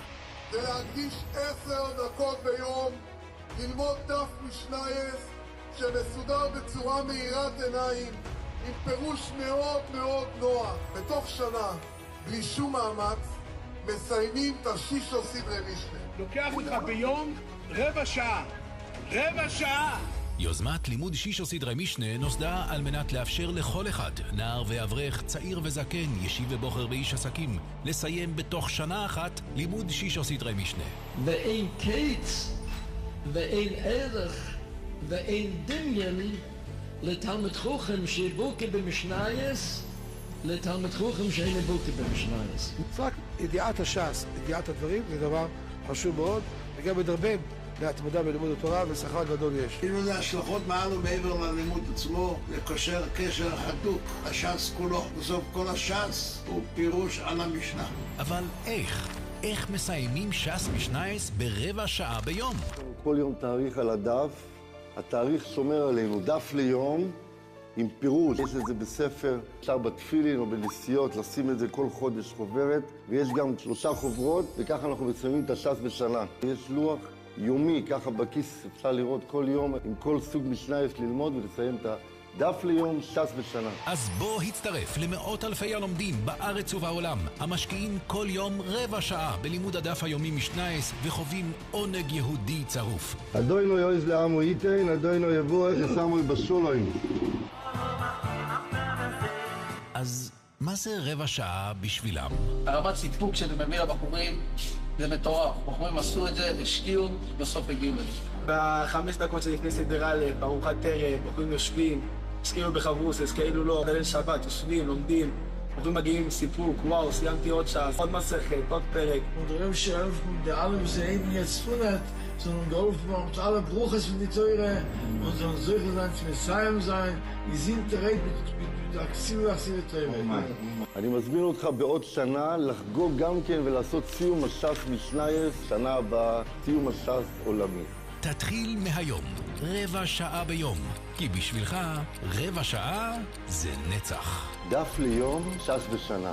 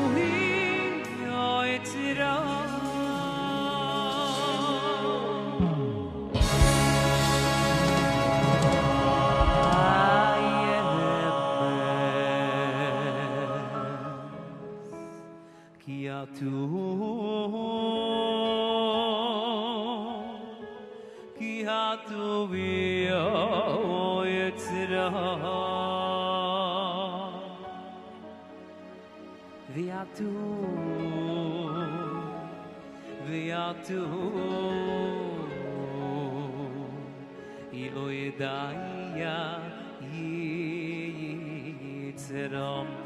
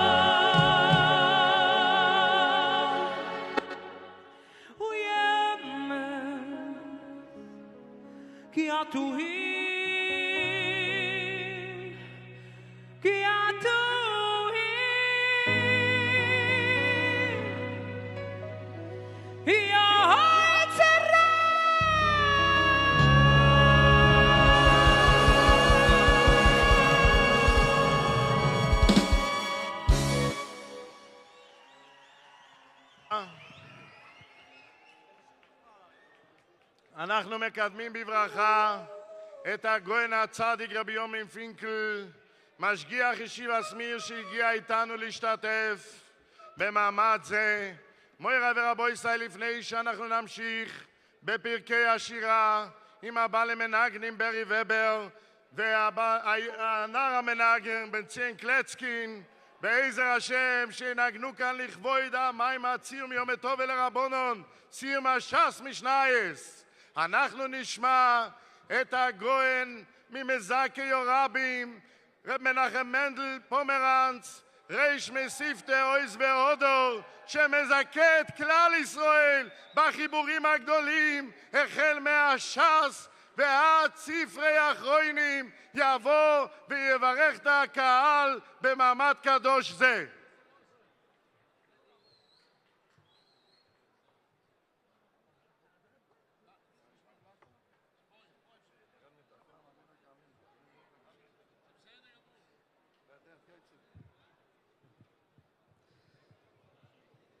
ברשות מרנן ורבנן, ציבור החשוב, ברשות היוזם המייסד, הרב שמואל אלפרין. בימיו האחרונים שרב צבי אלימלך מבלוז'וב, כשהוא שכב על מיטתו, ראו אותו ממלמל פרקי משניות כמו ילד קטן. המקורבים שהתפלו שאלו אותו, מה זה הדבר הזה? והוא אמר, כל הפחדים שיש לאדם בעולם, ביום פקודה, כשהוא עולה למעלה, זה כאפס וכעין לעומת מה שיש. אבל מי שיודע 10 פרקי משניות בעל פה, לא פוחד משום דבר. כמה מתאים מעמד סיום המשניות שיזם הרב אלפרין בעשרת ימי תשובה. לא בכדי אמר הרבי מבלוז'וב 10 פרקי משניות. רבבות יהודים בכל העולם לומדים פרק ליום במסגרת החוק לישראל. הרב אלפרין הוא מי שיישם את המציאות הזו ללמוד יותר מפרק, שזה בדיוק ההבדל בין מי שעובד אלוקים ללא עבדו. מוסיף פרק אחד, מוסיף עוד יותר. כמעט 2 פרקים ביום, 528 פרקים יש ב6 סדרי משנה. אומר המגלה עמוקות זה גימטריה המפתח. מי מאיתנו לא צריך כיום מפתחות? הגמרא אומרת שהתורה ויראת שמיים זה מפתחות, אבל זה המפתח האמיתי. הוא זכה לתת לנו את המפתחות. בימי בין הזמנים ראינו מאות ואלפים של נערים צעירים יושבים ועוסקים במשניות. אלו המפתחות שאנחנו צריכים כעת לזכות לשנה טובה, לגמר חתימה טובה, לראות בשוב השם לציון ברננה. תודה רבה לגויין רבי מנחם מנדל פומרנץ על דברי ברכתו במעמד חשוב זה. כאן המקום גם להזכיר את הרב ישראל כהן שהוא החל עם המיזם החשוב דף ליום, וברוך השם אנחנו ממשיכים עכשיו במפעל הקדוש דף ליום ש"ס בשנה, שנמשיך בעזר השם הרבה יהודים ללמוד את הש"ס ולסיים תוך שנה. אנחנו נמשיך לשמוע עכשיו פרקי שירו וזמרו במעמד הגדול מפי הבעל מנגן רבי ובר, ואחרי זה רבי ציין קלצקי בניגוני היומים הנרואים והקדושים. אנחנו מבקשים מכל הציבור, כל אחד שיתפוס את מקומו וישב וישיר ביחד בשמחו של תוירו.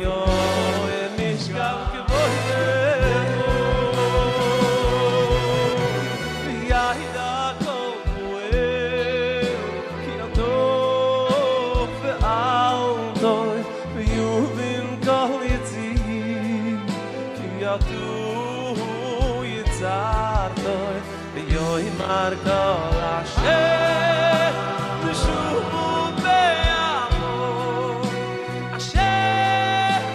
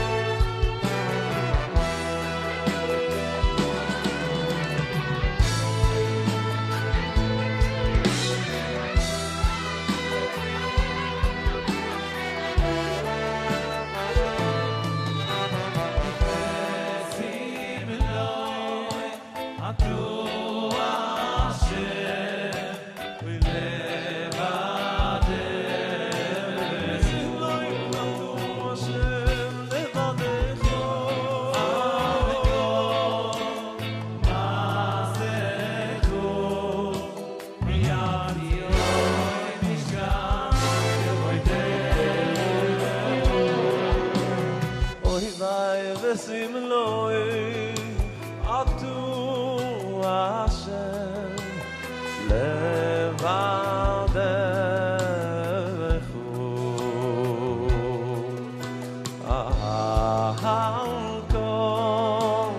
kol masechu behar Tzion b'mishkan kvodechu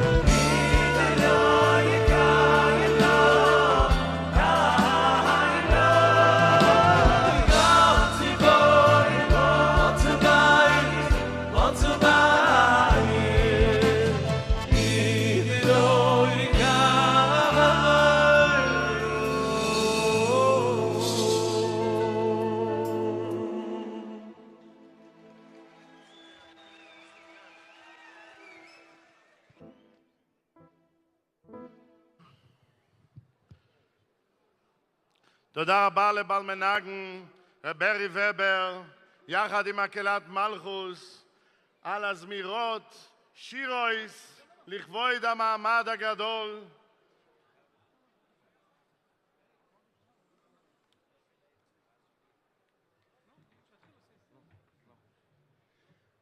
אתה נזכה לקדם בברכה את כבוד קדושת מורון אדמו"ר מרחמסטריפקה שליטה, שהגיע לכאן במיוחד למעמד כדי להתחיל את סיום המשנייס. אנחנו סיימנו ועכשיו תהיה התחלה, ברבבות אלפי יהודים יתחילו את המשנייס ביחד עם כבוד קדושת מורון אדמו"ר מרחמסטריפקה שליטה.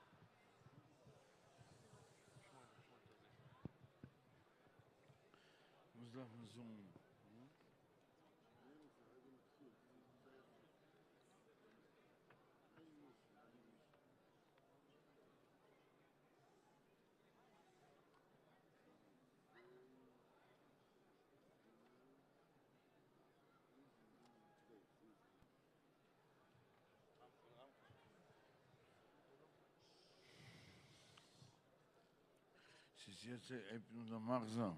Jetzt ist es der Machsam. Eine große Sache, wir können bestattet sein, Sachiden, und Masayim gewinnt mich nice, bleibt noch einmal mich nice. Eine große Sache, bestattet sein in der Minion.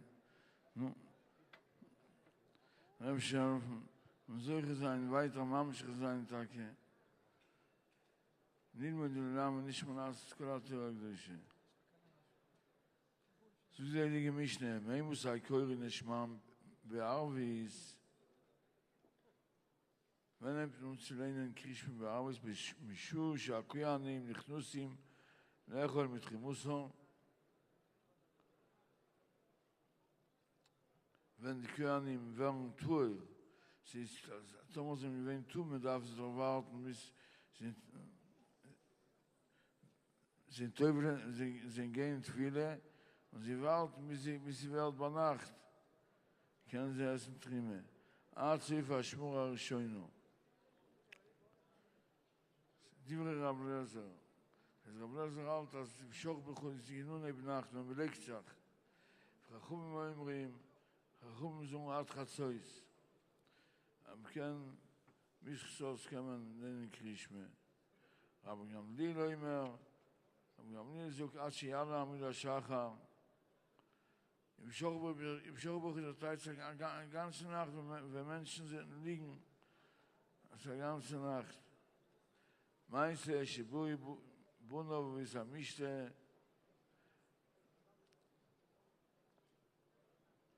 so haben sich gelernt, kein Krishme. Amr loi, loi kirine Eshma, und sie gewähnen noch Zos. Aber sie gefragt, sie darf sie kennenlernen. אמר להם, אם לא יאומו, לא עמוד השחר, חיוב עם אתם לקרויס. אפילו דרבנו מוזיקת עד חצויס, ist nur a Gedder, aber so nicht Sikim, es ist nur a Sikim, also wenn ich mich nicht weiter, so nicht Sikim, es kann wäre. Aber die Rabbunen sind nicht mehr als Krishme, das man Krishme, wie sie an Neus HaShachar. לא זה בלבד, לכל מה שאומר יחכו ממד חצויס, מספוסו נשיאה לנו לשחר. אז חכו מזומד חצויס, זה מצווה השם לשחר. איך תחלו ממעבורים, מספוסו נשיאה לנו לשחר. Die Mitzvah der ganze Nacht ist da die Mitzvah ist ja Ashiana mit der Schacha. בכל הנחולים לימחות, מצווסנו Ashiana mit der Schacha. jeden Tag, erst gehen wir Leilo, ist Mitzvah mit der Schacha.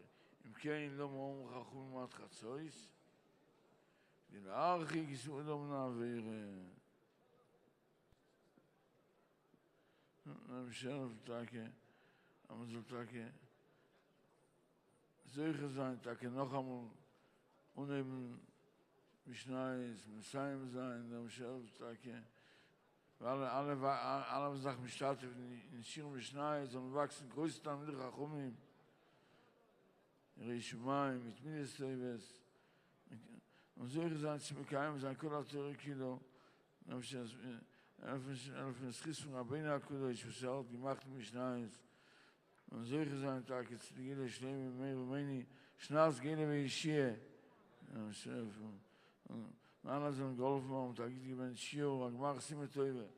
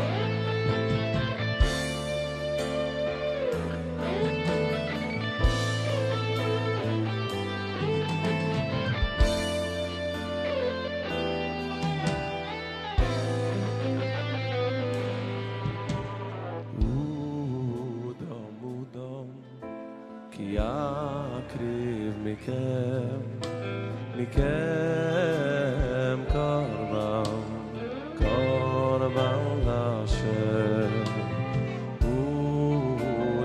מודום כי יקריב מכם קורבן להשם יוי יוי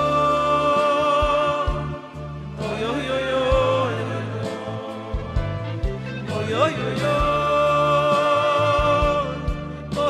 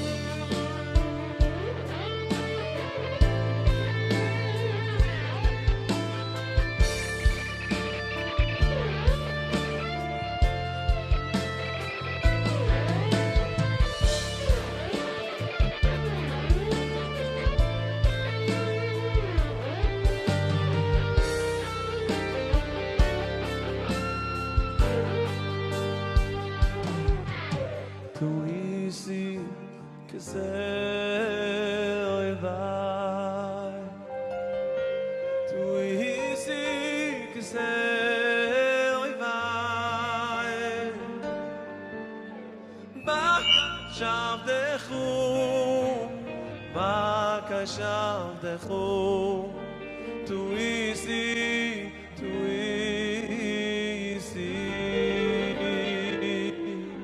Tu isi Kisei oiva Tu isi Kisei oiva Baka shavdechu Baka shavdechu Tu isi Kisei oiva Ki mitzvoisech uloi שכחתי כי מצוותך ולא שכחתי לא לא לא לא לא שכחתי כי מצוותך ולא שכחתי כי מצוותך ולא שכחתי בקיש עבדך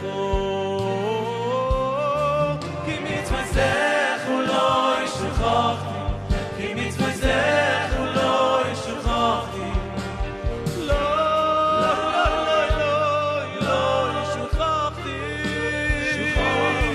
כי מצוותך ולא שכחתי כי מצוותך ולא שכחתי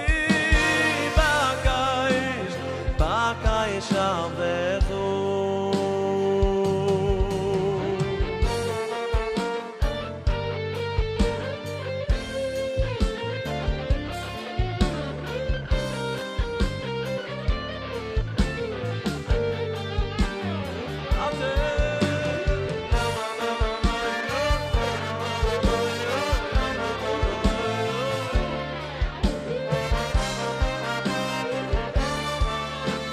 Boy sarkoshiti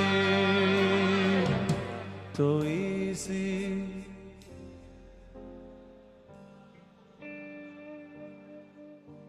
to easy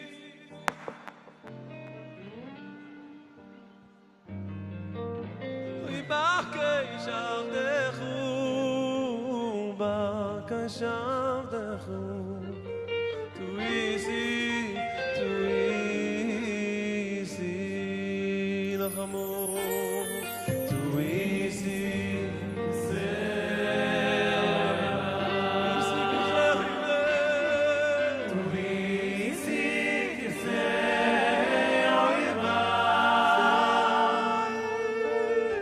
Baka shavdechu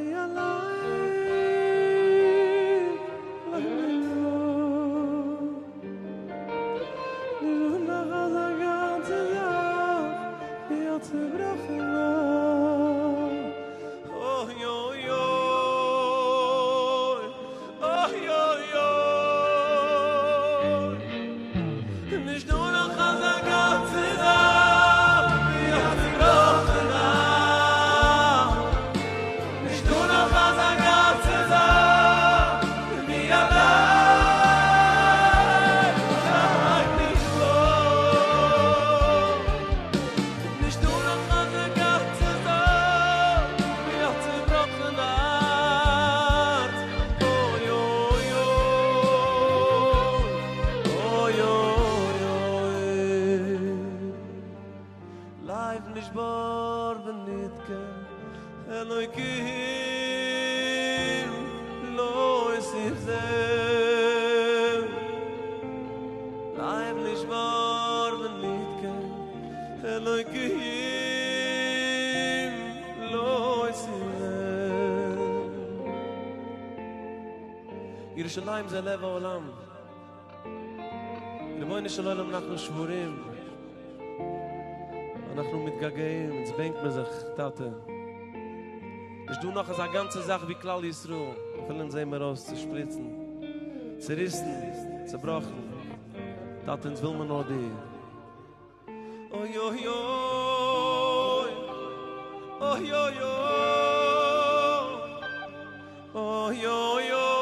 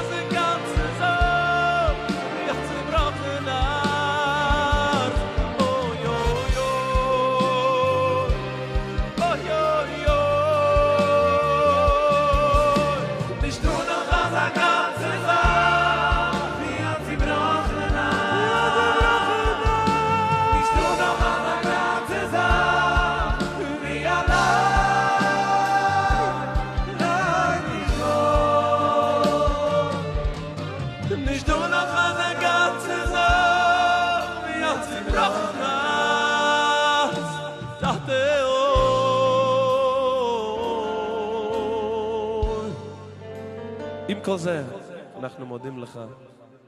לא על צדקתנו אנחנו מפילים תחנוננו. כי על רחמך הרבים.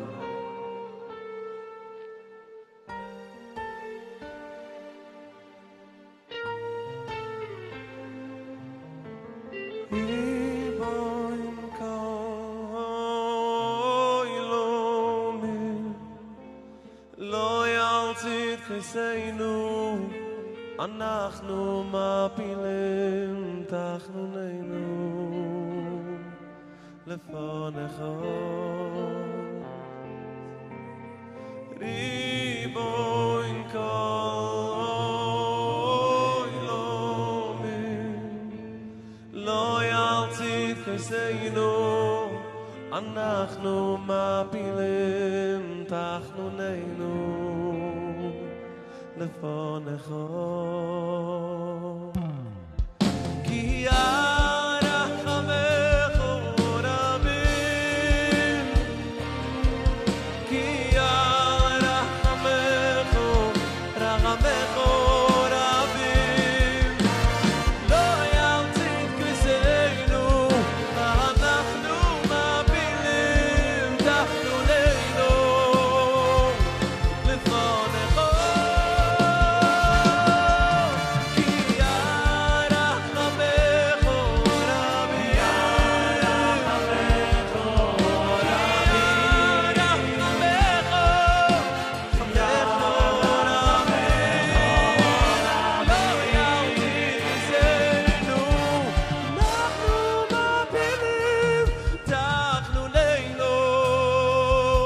לפניך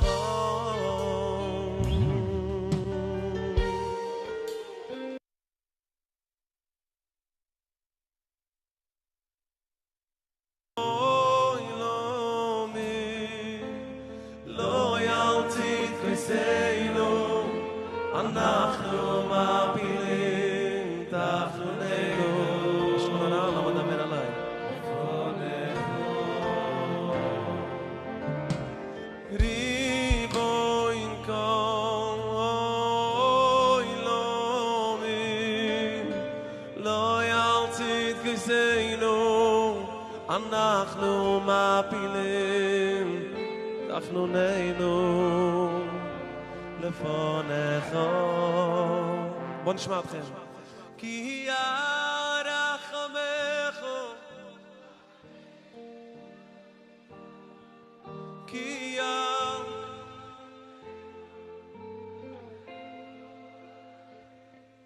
Oh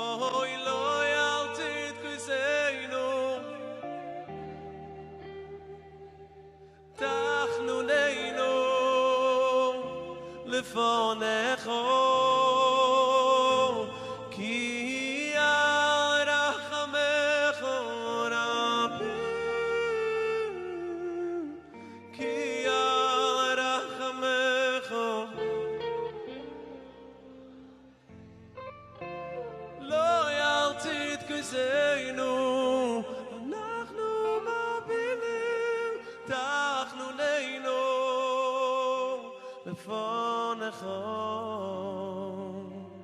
כי רחמך רבים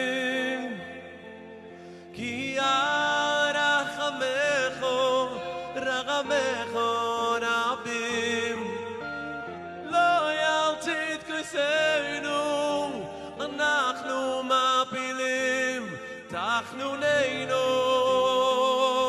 לפונך כי רחמך רבים כי רחמך רחמך רבים לא ילתית כיסנו אנחנו מפילים תחנוננו לפונך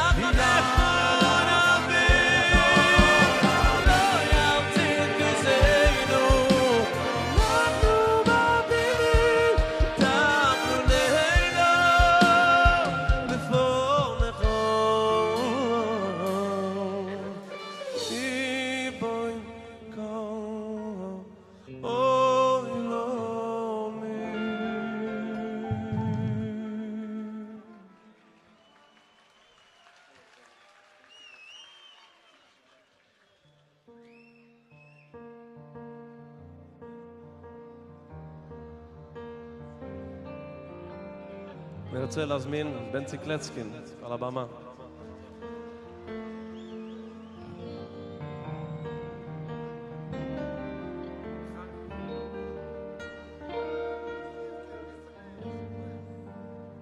בורך אתה אדוני אלוהינו מלך העולם בויראי פרי הגופן.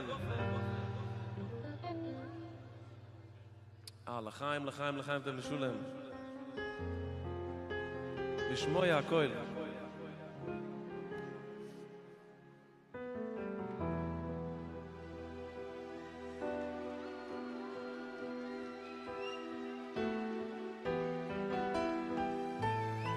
השנה הוא היה באומן, אני הייתי בירושלים.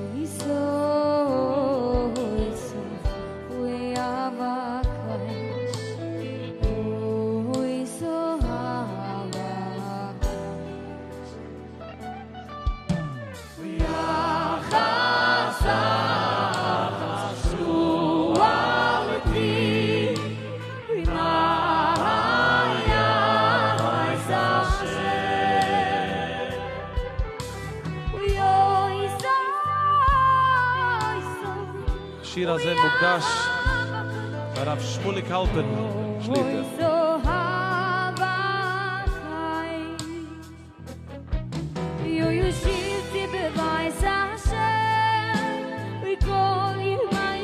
הרב שמוליק הלפר שליטה עומד מאחורי הארגון הענק הזה, בכל הכוח, אנחנו מודים לו. תודה.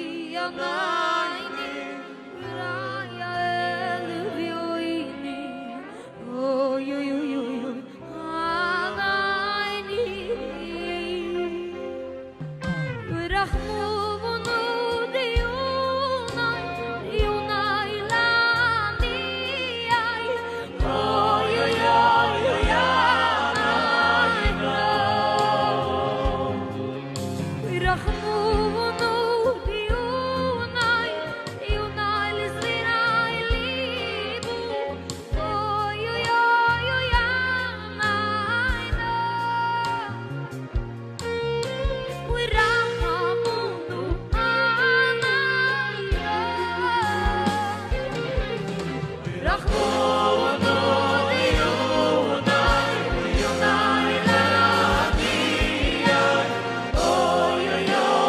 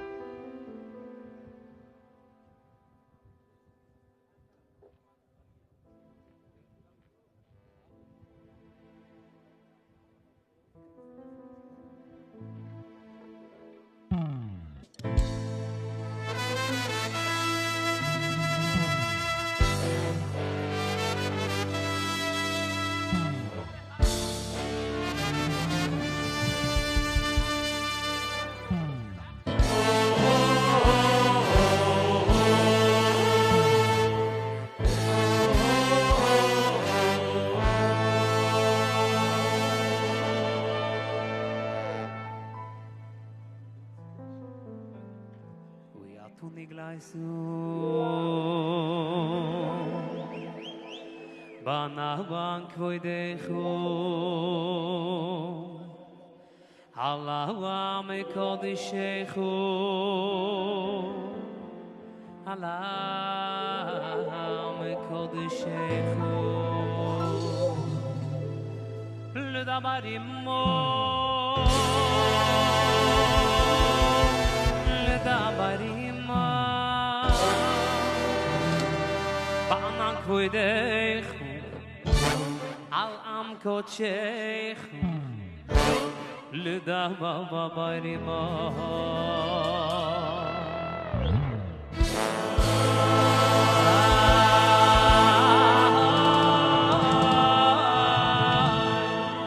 Tu niglaisa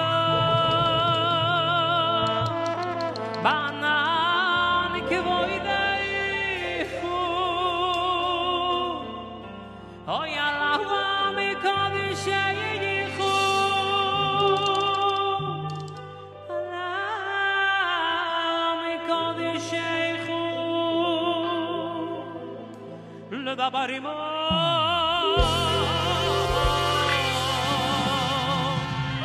L'dabarima Ba'anan kvoidech Alam kodishechu L'dabarima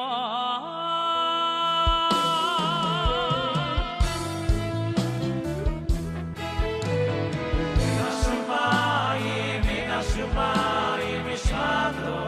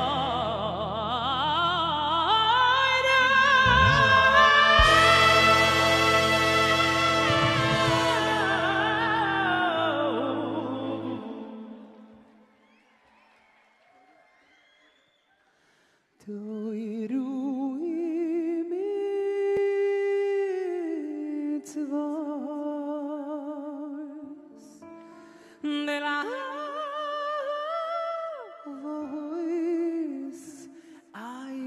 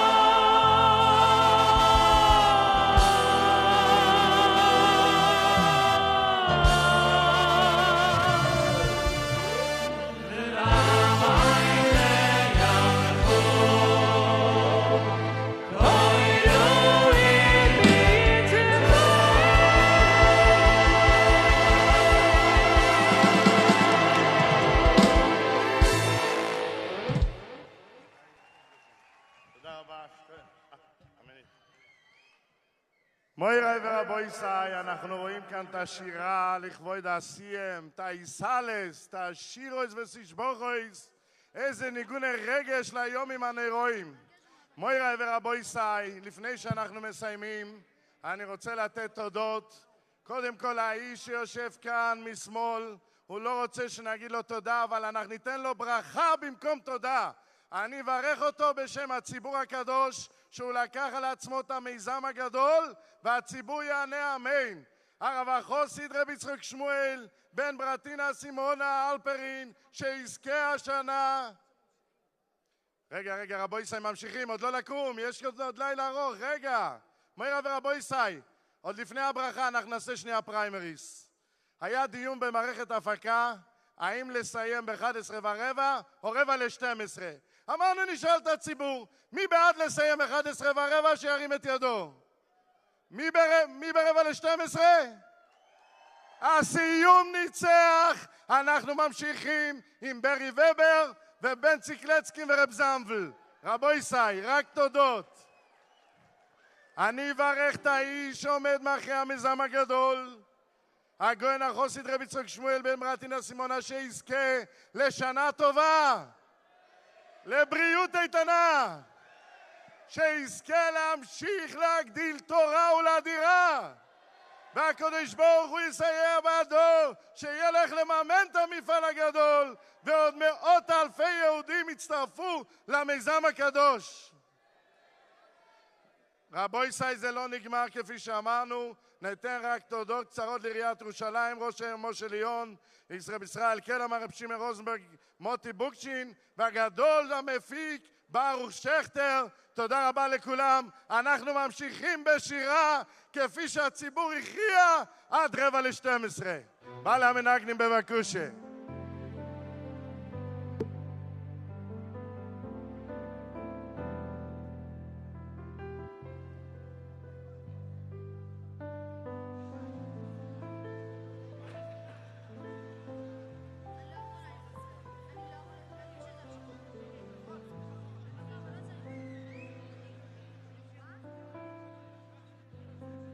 רבוי סשיה לכם ולכולנו גמר חסים הטובה. אגיד גבן שיעור.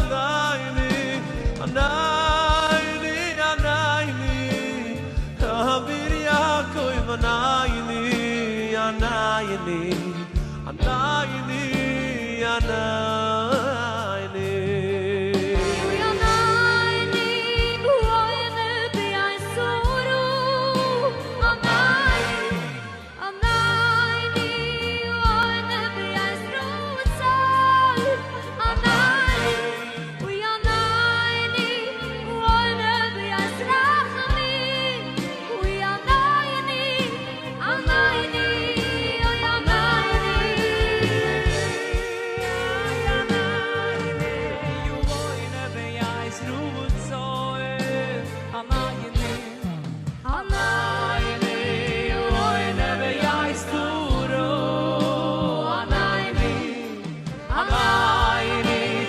boy be yasrachame oy anayni anayni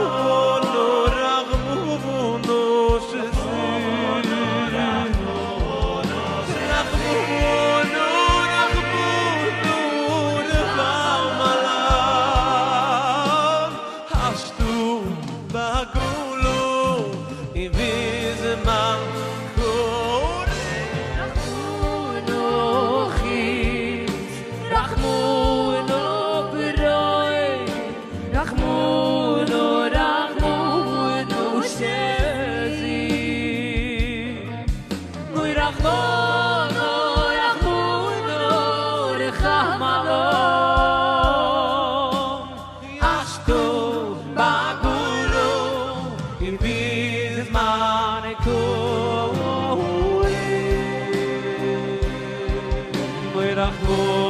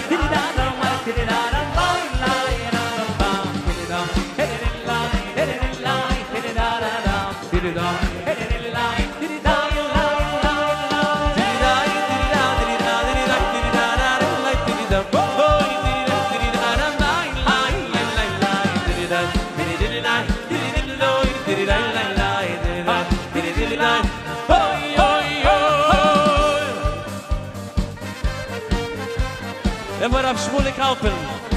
Jawohl, auf Mama.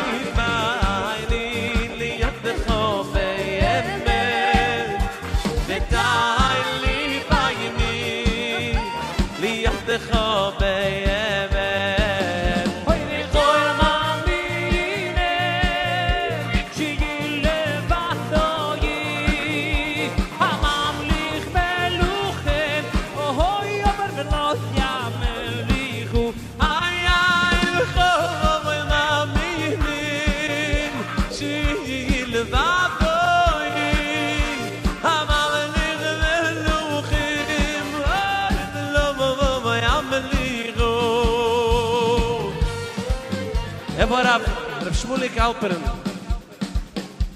Ay ay, diridai lai lai diridai. Ala bama bבקשה.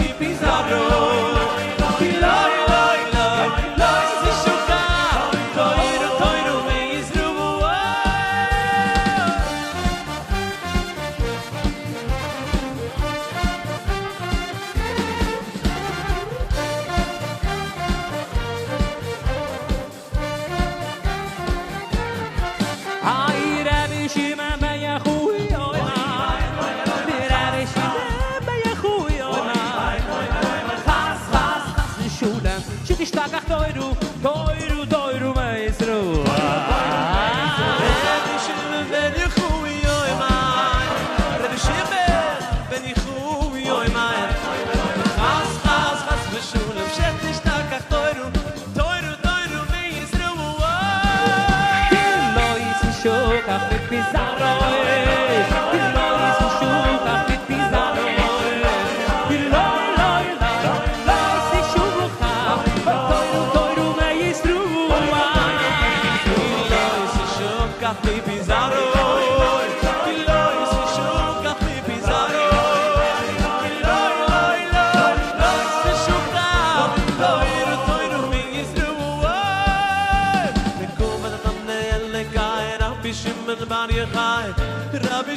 Rabbi Shimon, Bizchi Satan Elekai, Rabbi Shimon Bar Yochai, Rabbi Shimon Bar Yochai, Bizchi Satan Elekai, Rabbi Shimon, Rabbi Shimon, Bizchi Satan Elekai, Rabbi Shimon Bar Yochai, Rabbi Shimon Bar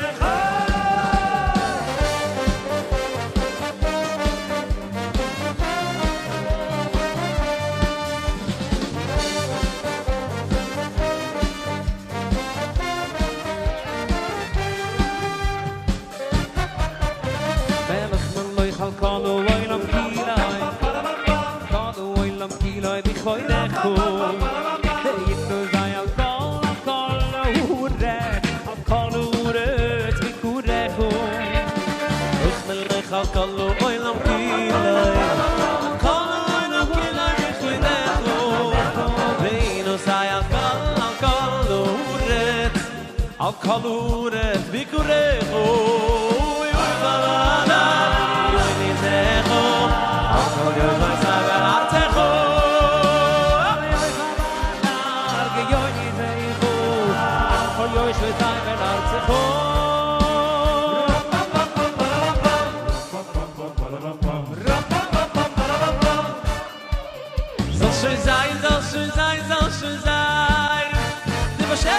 Gewältigen allein ach wie schein Wenn mich hier mit Kuvertig ein Oh, so schön sein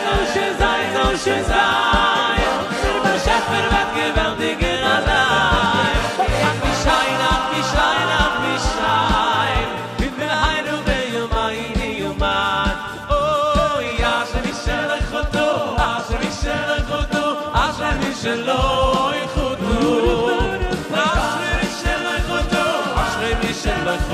Ashrei Misheloi Chodo Im Mishechumoto Yoshev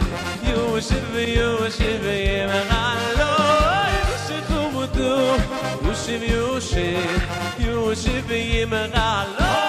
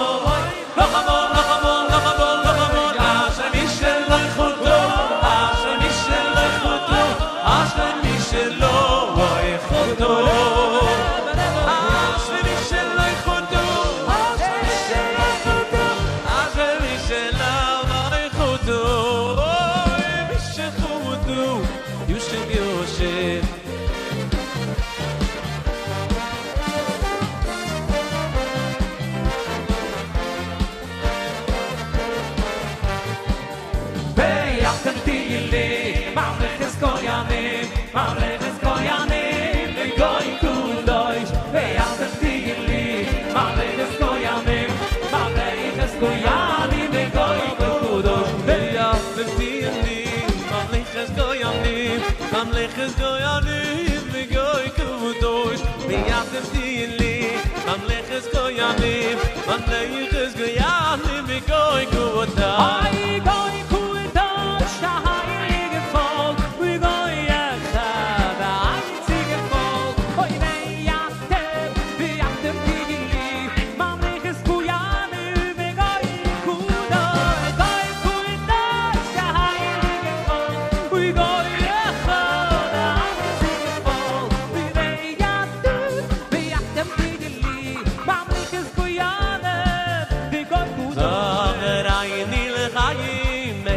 V'chayim v'kos v'ayim v'zayim v'rachayim Oyele mancho, oyele mancho Oyele mancho elekin rayim Oy micho, moicho, micho, micho Avorach min zoichet Yitzirav l'chayim v'rachim Mitzoi, mitzoi, mitzoi, mitzoi l'chayim Oy l'chayim, oy l'chayim Kol nai v'zechu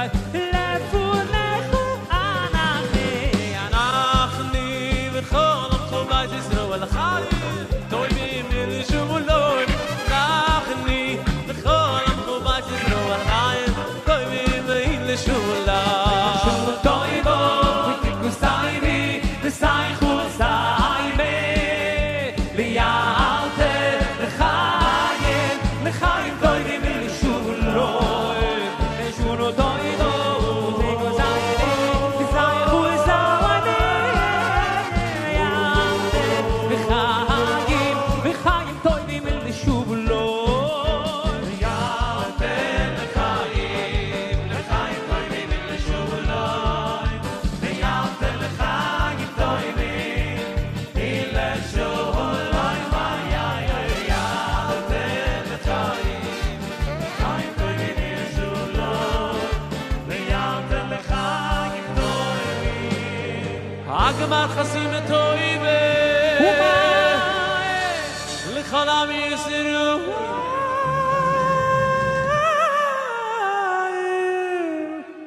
לחיים וטויבה